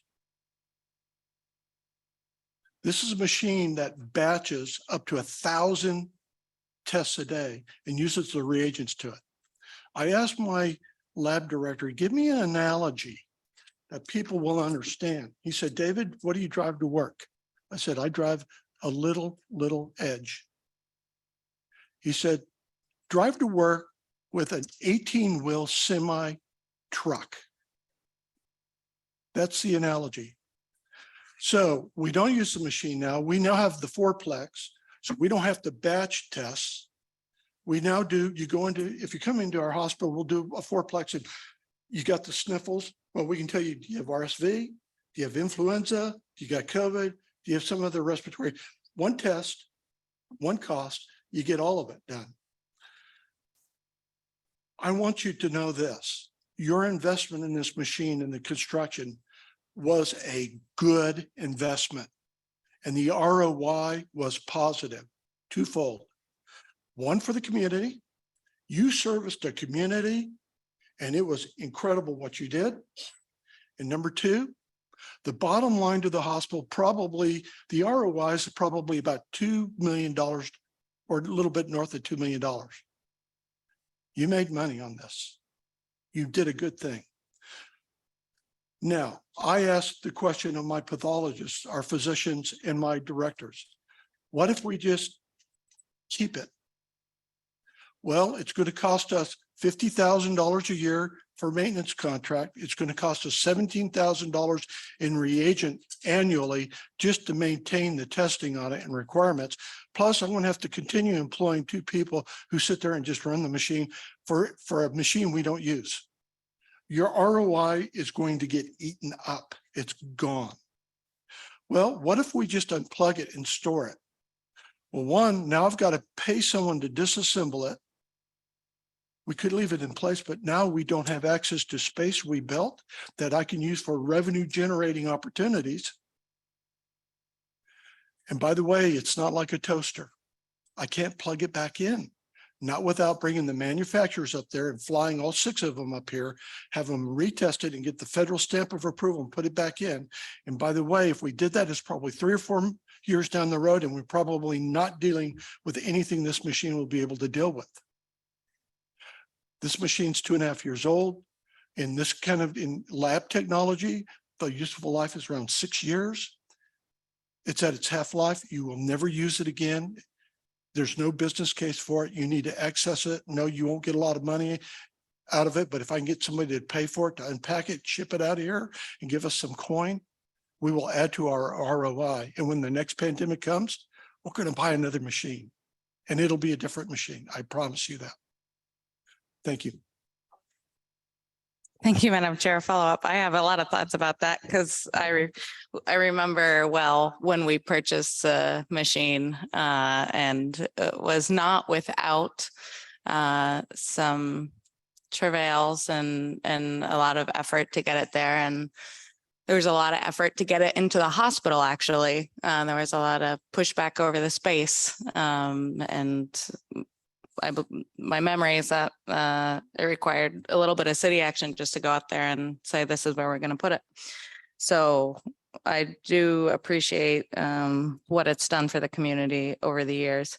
Hearing that, I did a little light reading on the machines today. I'm thinking about, obviously you are the expert on what is a good business case for a lot of different medical equipment within a hospital, and I am not. I was looking up what else can that machine do? Is there any, does Search have a machine like this? If we have a machine like this, is there a way to monetize this? And so hearing that what you said, it sounds like there's maybe $67,000 a year, maybe to keep it another year potentially as is that the total that I'm hearing? And then I might ask another question. So it would be if you're not counting on what you would be losing out on with your sale. And actually, I'd love to know what you think you could sell a piece of equipment like this for. Through the chair, first of all, we're not using it. So it doesn't have any value to the individuals or any of us other than the testing we have to do to maintain it. You're lucky in this kind of market. If we get $30,000 for it, if I can get somebody to fly up here at their cost, disassemble it, pack it up, barge it out of here and give us a $30,000 check, we'll be doing good. This machine belongs in a metropolitan city of 1 million+ people doing batch testing. It needs to be in a university research center or a lab corporation that does these for multiple hospitals across the country.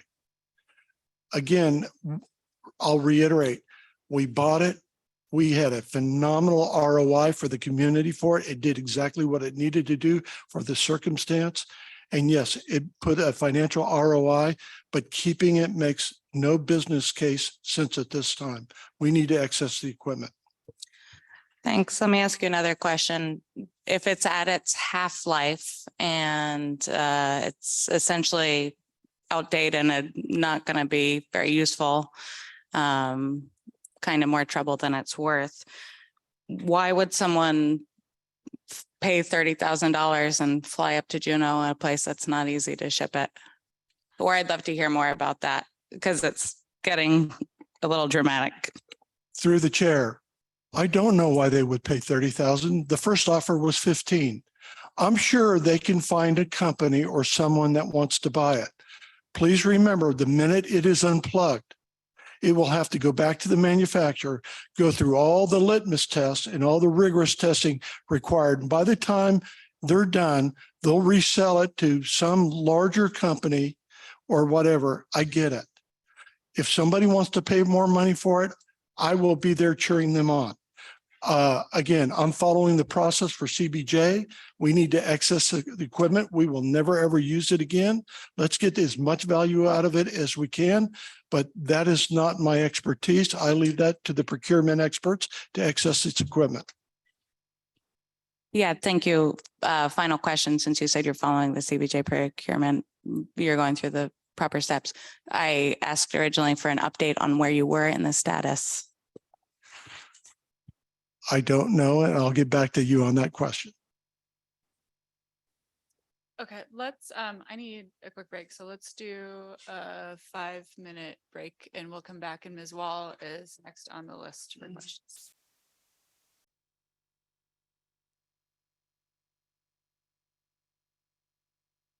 We are back. I don't see Ms. Wall, but she was next on my list. So Ms. Wall, if you're there and you have a question, it's your turn. Thank you, Madam Chair.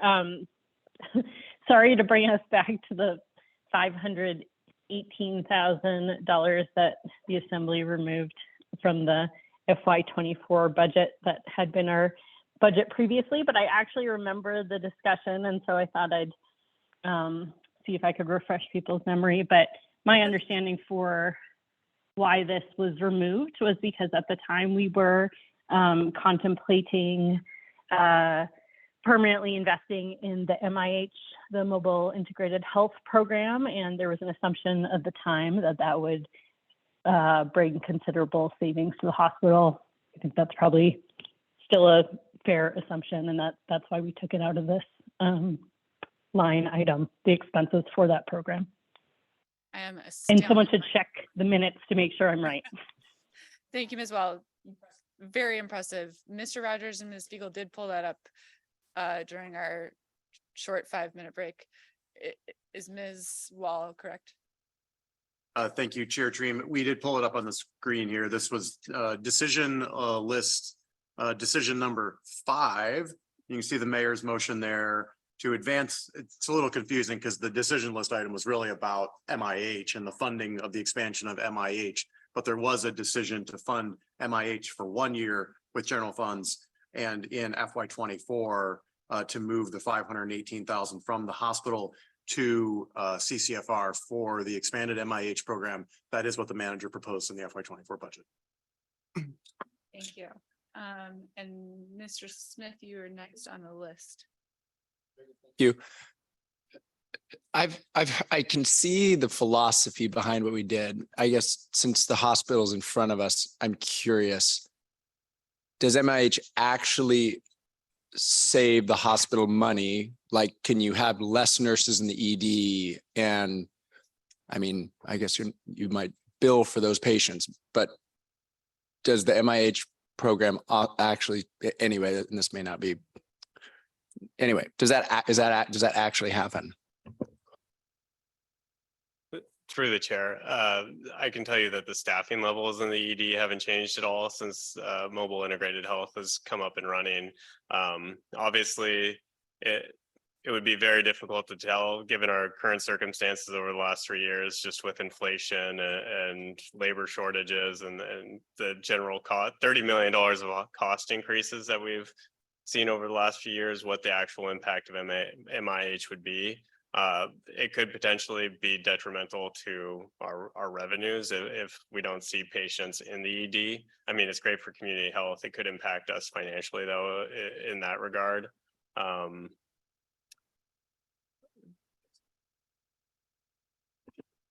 And then Ms. Hale was also on my list. I'll pass for the moment. Thanks. Well, you were the last one on the list. Are there other questions? I'll unpass then. Okay. I'll unpass. I move that the Assembly approve the Bartlett budget as presented with one amendment, which is that the extra 5 million currently listed as liquor tax and tobacco excise tax, that 5 million come from general fund. And I ask for unanimous consent. Ms. Gladszewski. I object. I am not ready to do that extra 5 million. We have a lot of asks in front of us. Happy to do the entire rest, but we have a lot of people asking for extra money this year. Mayor Weldon. Thank you, Madam Chair. I would agree to the motion. I think the hospital is trying to move forward They need to be nimble, like Mr. Keith said. And the only way they can do that is to have some money in the bank. And they already said they're in negotiation with General Bone and Joint and some other orthopedic surgeons. So without having some money in the bank beside their whatever 35 million it is, they're not going to be able to do that. And they're going to have to come to us, and that will make them nimble. So I would agree with the motion. Ms. Wall, and then back to Ms. Hale. Thank you, Madam Chair. I will also object. I'm agree with Ms. Gladaszewski. I would rather see this 5 million be on our decision list as we weigh the other, some of them quite large things that we have to contemplate before making this decision. Ms. Hale.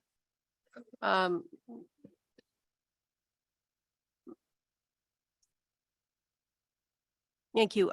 I'll wait and see if others have anything to say. Ms. Hughes Candies and then Mr. Price. Thanks, Madam Chair.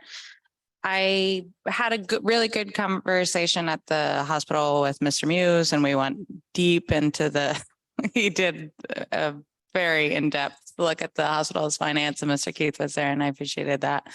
I think I personally am convinced that this is what the hospital needs to stabilize, and I feel like a hospital is really important to our community. So I'm supportive of this, and I have had my questions answered sufficiently to be supportive of it.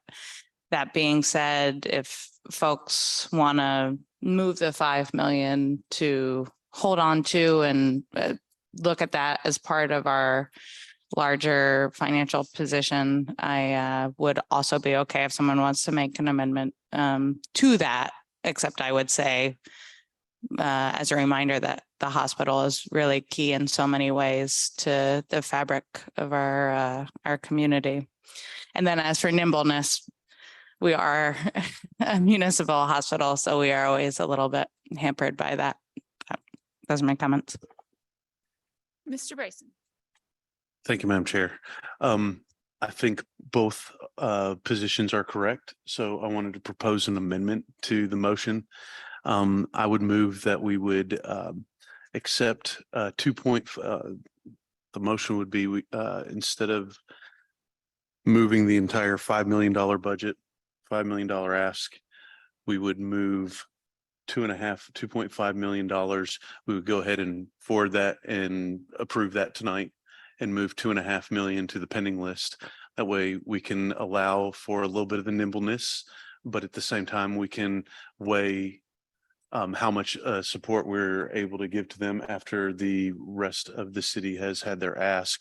And so it kind of solves both positions. Man, do I have to restate that as a motion? I think your As I stated it, and then, okay. your amendment is to accept. It's not exactly $5 million, so we'll just say we'll put 2.5 on the. It is? Yeah, between the. Oh. They're like, we made it round. So It actually is exactly. And then I spoke to my amendment. Thank you, Madam Chair. wow, you guys made that easy. Thank you, Mr. Muse. Okay. Is there objection? Could I get that motion there objection to the- repeated? I didn't quite Yeah, get all of that. let's let our expert, Ms. Spiegel, restate it. Thank you, Chair Treem.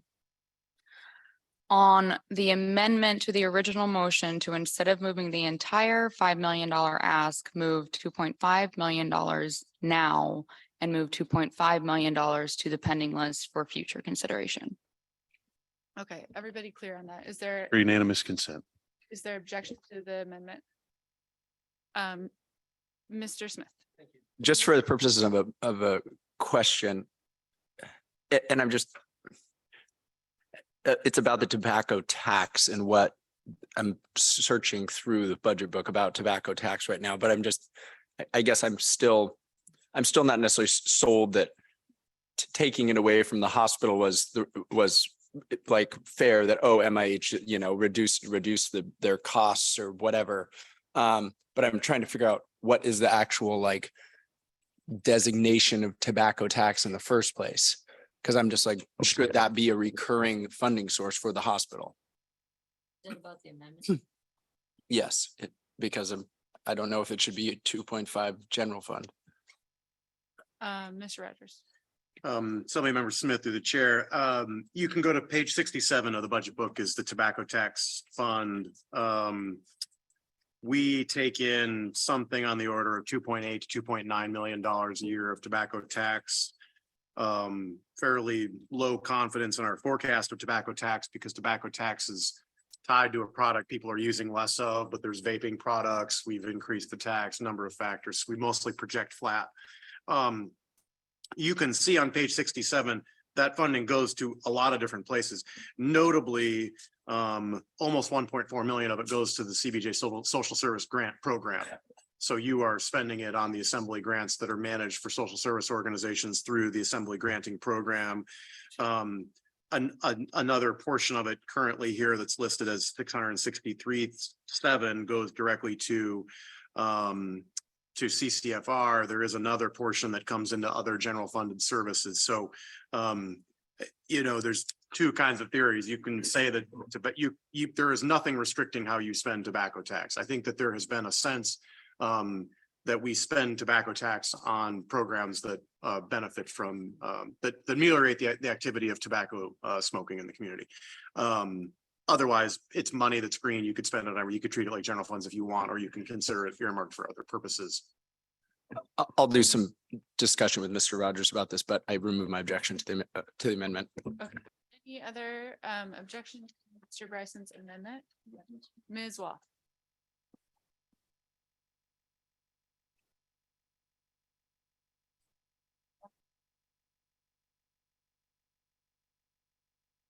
Never mind. Okay. Okay, I see no objections and Mr. Bryson's amendment passes. That brings us back to the original motion as amended. Is there any objection to that? I see no objection to that, so that, oh, sorry, Ms. Wall. Oh, we can't hear you. You might be muted. I'm sorry, I'm muting myself multiple times. I'm objecting for the same reasons I objected the first time. I think it's too soon to make this decision and would rather see this go to the pending list. Okay, thank you, Ms. Wall. Mr. Smith? Sorry. It was, so now is it just to do 2.5 and does the other half go to the pending list? Okay, thank you. Okay, we have a motion and objection. Ms. Spiegel, will you please call our roll? Thank you, Chair Treem. On the original motion as amended to approve the Bartlett budget as presented. However, instead of moving the entire $5 million ask now, move $2.5 million instead and move $2.5 million instead now and $2.5 million to the pending list. Assembly Member Hale. If I may add to that motion, part of that original motion was that 5 million that is listed as liquor tax and tobacco excise tax, that be pulled instead from the general fund. Thank you. And I vote yes. Assembly Member Smith. Yes. Assembly Member Gladishevsky. Yes. Mayor Weldon. Yes. Assembly Member Hughes Candies. Yes. Assembly Member Bryson. Yes. Assembly Member Wall.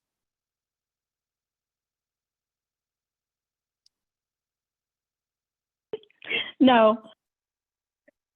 Chair Treem. Yes. Motion passes 7 ayes, 1 nay.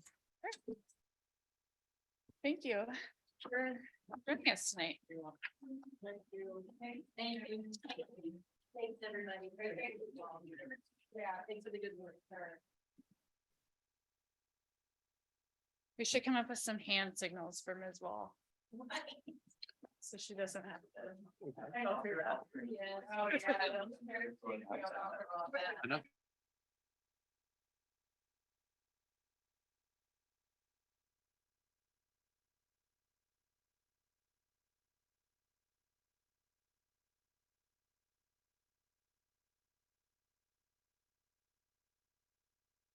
we do have info only in here, community requests. So these are the things that are the kind of assembly grants. And you will see a table on packet page 30. Thank you, Ms. Hale. And then there's supporting documentation for these in here. So in our ever evolving process to deal with these, I'm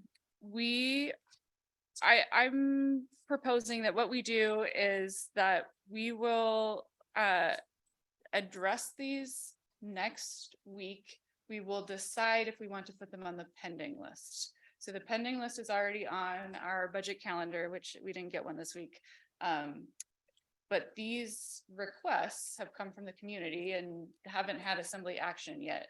So next week, we'll have community requests as an agenda item, and we can move whichever ones we want to the pending list to put them on that list. Does this make sense to everybody? Ms. Hale and then Ms. Gresham. I don't feel like I've seen the pending list. Well, there was nothing on the pending list until just now. Okay, super. Thank you. Yeah, That's very refreshing. yeah. I mean, it's not gonna stay that way, but until just a few minutes ago, there was nothing on the pending list. Okay, thank you. And then will we have presentations on these on May 3rd? So the ones that we decide to move to the pending list, we'll hear from. This is to, Okay. because, these requests come in and I think, we need assembly action to put them on our pending list. So we will, take that action next week. Ms. Glasgow. I just want to say, I really appreciate this. It's always been, sometimes things get on the pending list. I completely agree that the assembly should put it on the pending list, not anybody else. Because there's a big giant list and then suddenly there's a list of things that we don't even, somebody should want to move each of these. And if they don't, then they just don't go anywhere. Correct. So I love that. I thank you for doing it. Okay. 5 of us should want to move each of the thing. Or whatever. Exactly. So Yeah. that is the idea for next week. Mr. Smith. And so just wanting to make an informed decision, I can work with Mr. Rogers or someone because I just have questions on all of these, like, anyway. What was Alaska Heat Smart back? That, I mean, some of those type of things that, I didn't, anyway, so I can just work with him and then. You can ask, Ms. Spiegel might be the better person to ask. And Chair Dream, I think just speaking for Finance Department staff regarding these requests, we won't have any more information than you have in this packet. You might be, I'm happy to talk to anybody about any request, but if you want information about the request itself, I might direct you back to the requester. Okay, unless it's a staff related thing, maybe. Sure. Like, can we program the elevator into the CIP or is that, that kind of stuff? Okay, understood. Ms. Luscious? So since we've never done this before, this is not voting on whether you want to fund it. It's just voting on whether you want to talk about funding it. So then we get more information later, but you need at least a minimum amount of information to know. Yeah. if you and want to that's- hear about it. And that's what the supporting, documents that we've gathered are here for. Ms. Hale. Thank you, Madam Chair. This is an interesting process and I think I agree. It's very nice. It's been confusing because the name keeps changing, but that's cool. That's cool. I get it now. There you go. That's great. And I just want to, because people will be reading this information in this packet as they're thinking about whether it should go on the pending list. I just wanted to let you all know that I have been and will continue to be talking with the Juneau Commission on Aging because they've never done this and this is kind of coming out of the blue for them. And so I'm just going to talk to them and maybe there'll be additional information on next week. Thanks. Thank you, Ms. Hale. Mr. Rice. Thank you, Madam Chair. I have mentioned trash and a waste material study. What would be the appropriate time that I could request that we could either, I think that Public Works is going to see a memo from Director Kester on what that might look like and what some of the answers that it might provide for us. And I'm just asking would I get that onto the pending list after I get you guys more information through Public Works? Does that sound appropriate, Madam Chair? Yeah, that's a really good question, Mr. Bryson. I hadn't thought that far through this process, but I want to, I think we'll see that on Monday. We'll see it on Monday. okay, let's Yep. work on this. Yes, ma'am. together. I'll work on a process for that to make it clear. Okay, any other questions on that? Okay, we'll be back here next, Madam Mayor. I have to make a correction. And whether or not the assembly agrees with me, I don't know. Eagle Crest FY 24 increment request, it's listed as ongoing. I meant it as a one-time thing. And the reason I meant it as a one-time thing was actually for two reasons. They're going to increase their rates, so it'll be interesting to see how that goes. And in FY 25, they're hoping that the gondola works. So they may need a different amount next year. And hopefully by FY 25, they won't need anyway. So I don't know. So Where's I that? would. This is in the red file, so I would make a motion this time and we'll see what the assembly says to make that just a one time. Okay, does everybody understand what the mayor's motion is? Can we deal with the pending list when we sit, like when we're actually going to deal with the pending This list on the schedule? This is not the pending list.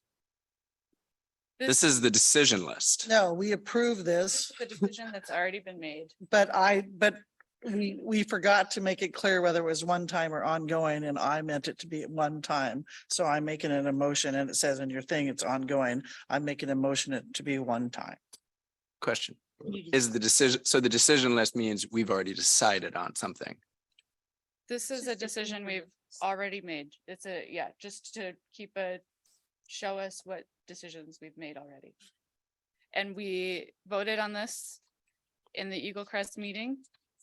And I think it's appropriate now to clarify. So does everybody understand what the mayor's motion is to make this one time? Is there any objection to that motion? I do. Do we have the minutes of that meeting so we could see what it said? They're in the packet. Oh, I never read it. I don't remember. I think we just failed to clarify in the meeting. Chair Trine, when we work through the pending list items, decision list items, staff will usually prompt you to remind you to make the distinction between ongoing and one time. However, generally speaking, with operating budgets, when we add funding for something, we make the natural assumption that it's ongoing and not one time. And we all forgot about it too. So, I think it's unusual, but I think it's appropriate to clarify that now. So, objection? Yes. Okay. I understand, anyway, I understand what the mayor's saying. I do think it is strange to be like in a world of continual escalating costs, we give them a little bit, but then next year it falls. So now they have to climb back up and ask for more the following year. I think I don't know, it seems.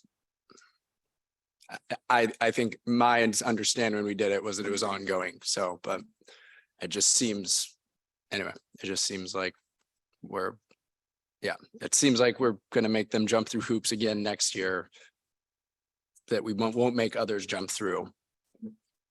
So I'll object. Thanks, Madam Chair. I appreciate where Mr. Smith is coming from. Objecting just to clarify a point with Mr. Mr. Rogers.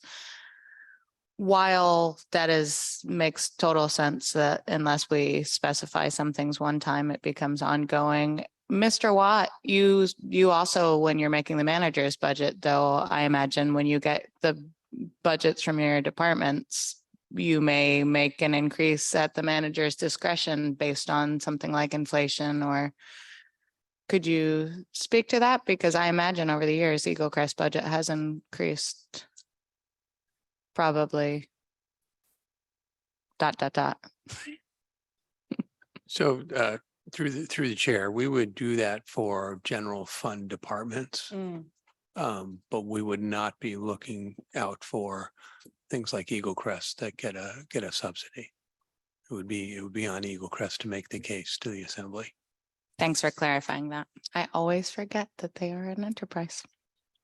I will remove my objection, and while I appreciate where again, like I said, Mr. Smith is coming from, with Eagle Crest, I feel like they have so much going on that I know that it's not that for lack of making them, it's not for a desire to make them jump through hoops or anything, but they're gonna have some things that are changing their financial picture, and I would like to see updated financials.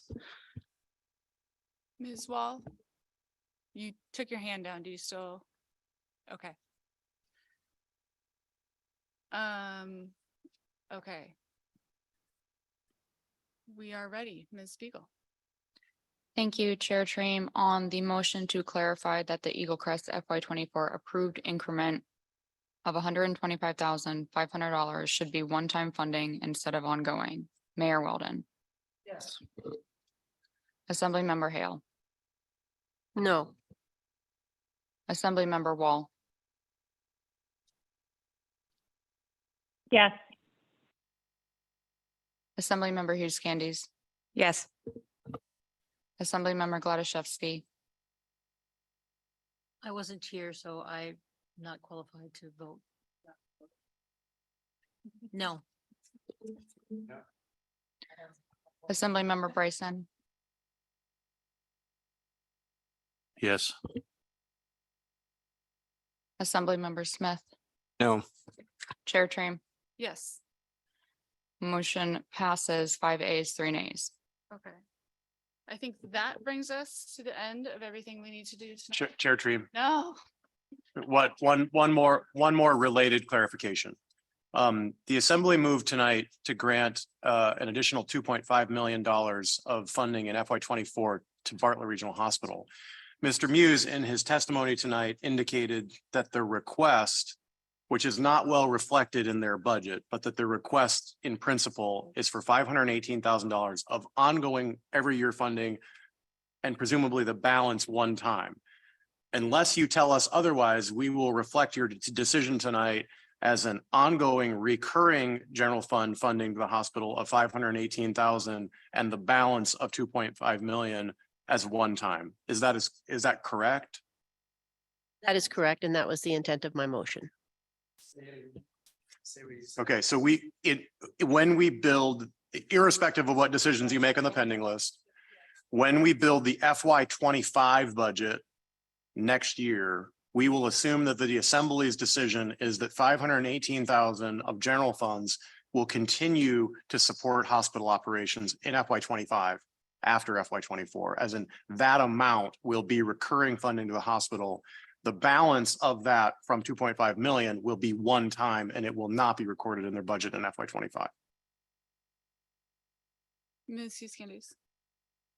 Thanks, Madam Chair. With the switch of the funding source, I took that to be one time, and that was my understanding when I voted. That was my understanding as well. And I think that we could deal with this by counting the 2.5 million that we approved tonight as part of the one time, and then the 518,000 is part of the pending list amount. Ms. Hale. Yeah, I'm fine with that. That's a good idea. And when I said that was my intent when I made the motion, the only reason that was my intent when I made the motion was that's what the discussion had been. The discussion had been that the 518 was ongoing and the rest was one time, but Okay. that's a great solution. So Thank you, Chair Treem. So we will make the assumption, or we will record in the way we document this, that the 2.5 million authorized tonight for Bartlett Regional Hospital is one time. We will put the other 2.5 million on the pending list as a decision. You can make whatever one time or recurring decision you want on that money at that time. But you'll break it out so that we can see that.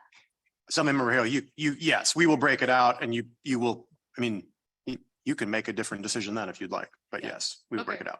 That works. And we'll all get less rusty and we'll remember how to do this.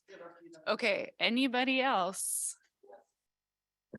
So the decision list is something we've already done, even though you're working it into this thing. Those. I like. What? those it two shows are the showing d- The same things in just different formats. It's the same information, just presented in two different ways. Okay, because I actually had thought when we voted on the Eagle Crest thing that the remainder that we did not fund would move to the pending list, but did no one else have that? It's not the motion. That was just 32. Microphone, if you, Ms. Wall can't hear you, so Okay, that was what I remembered, though it was late and Mayor Weldon. anyway. Thank you. We actually made two motions, or I made two motions, one to accept their budget and the other one to do the increment, which we voted to approve at 125,500. But at that time, we did not clarify And whether- nothing was, okay. whether it was one time or ongoing because we are all a little rusty, as Ms. Stream says. We'll do better. Ms. Gladstevsky. I think Mr. Smith is reflecting a confusion about if there's a difference between the pending list and the decision list. And there's not. Some people, I mean, Well, unless there's a, there is, this decision list is decisions that have. that already- we've made. So that's the increment list. It's the list that we You could said call it yes. The decided The list. decided list. Sure, the decided list. Okay. The fair enough. pending list will be pending decisions. Calling it the pending It list. anymore. really doesn't matter anymore. Okay, we are adjourned.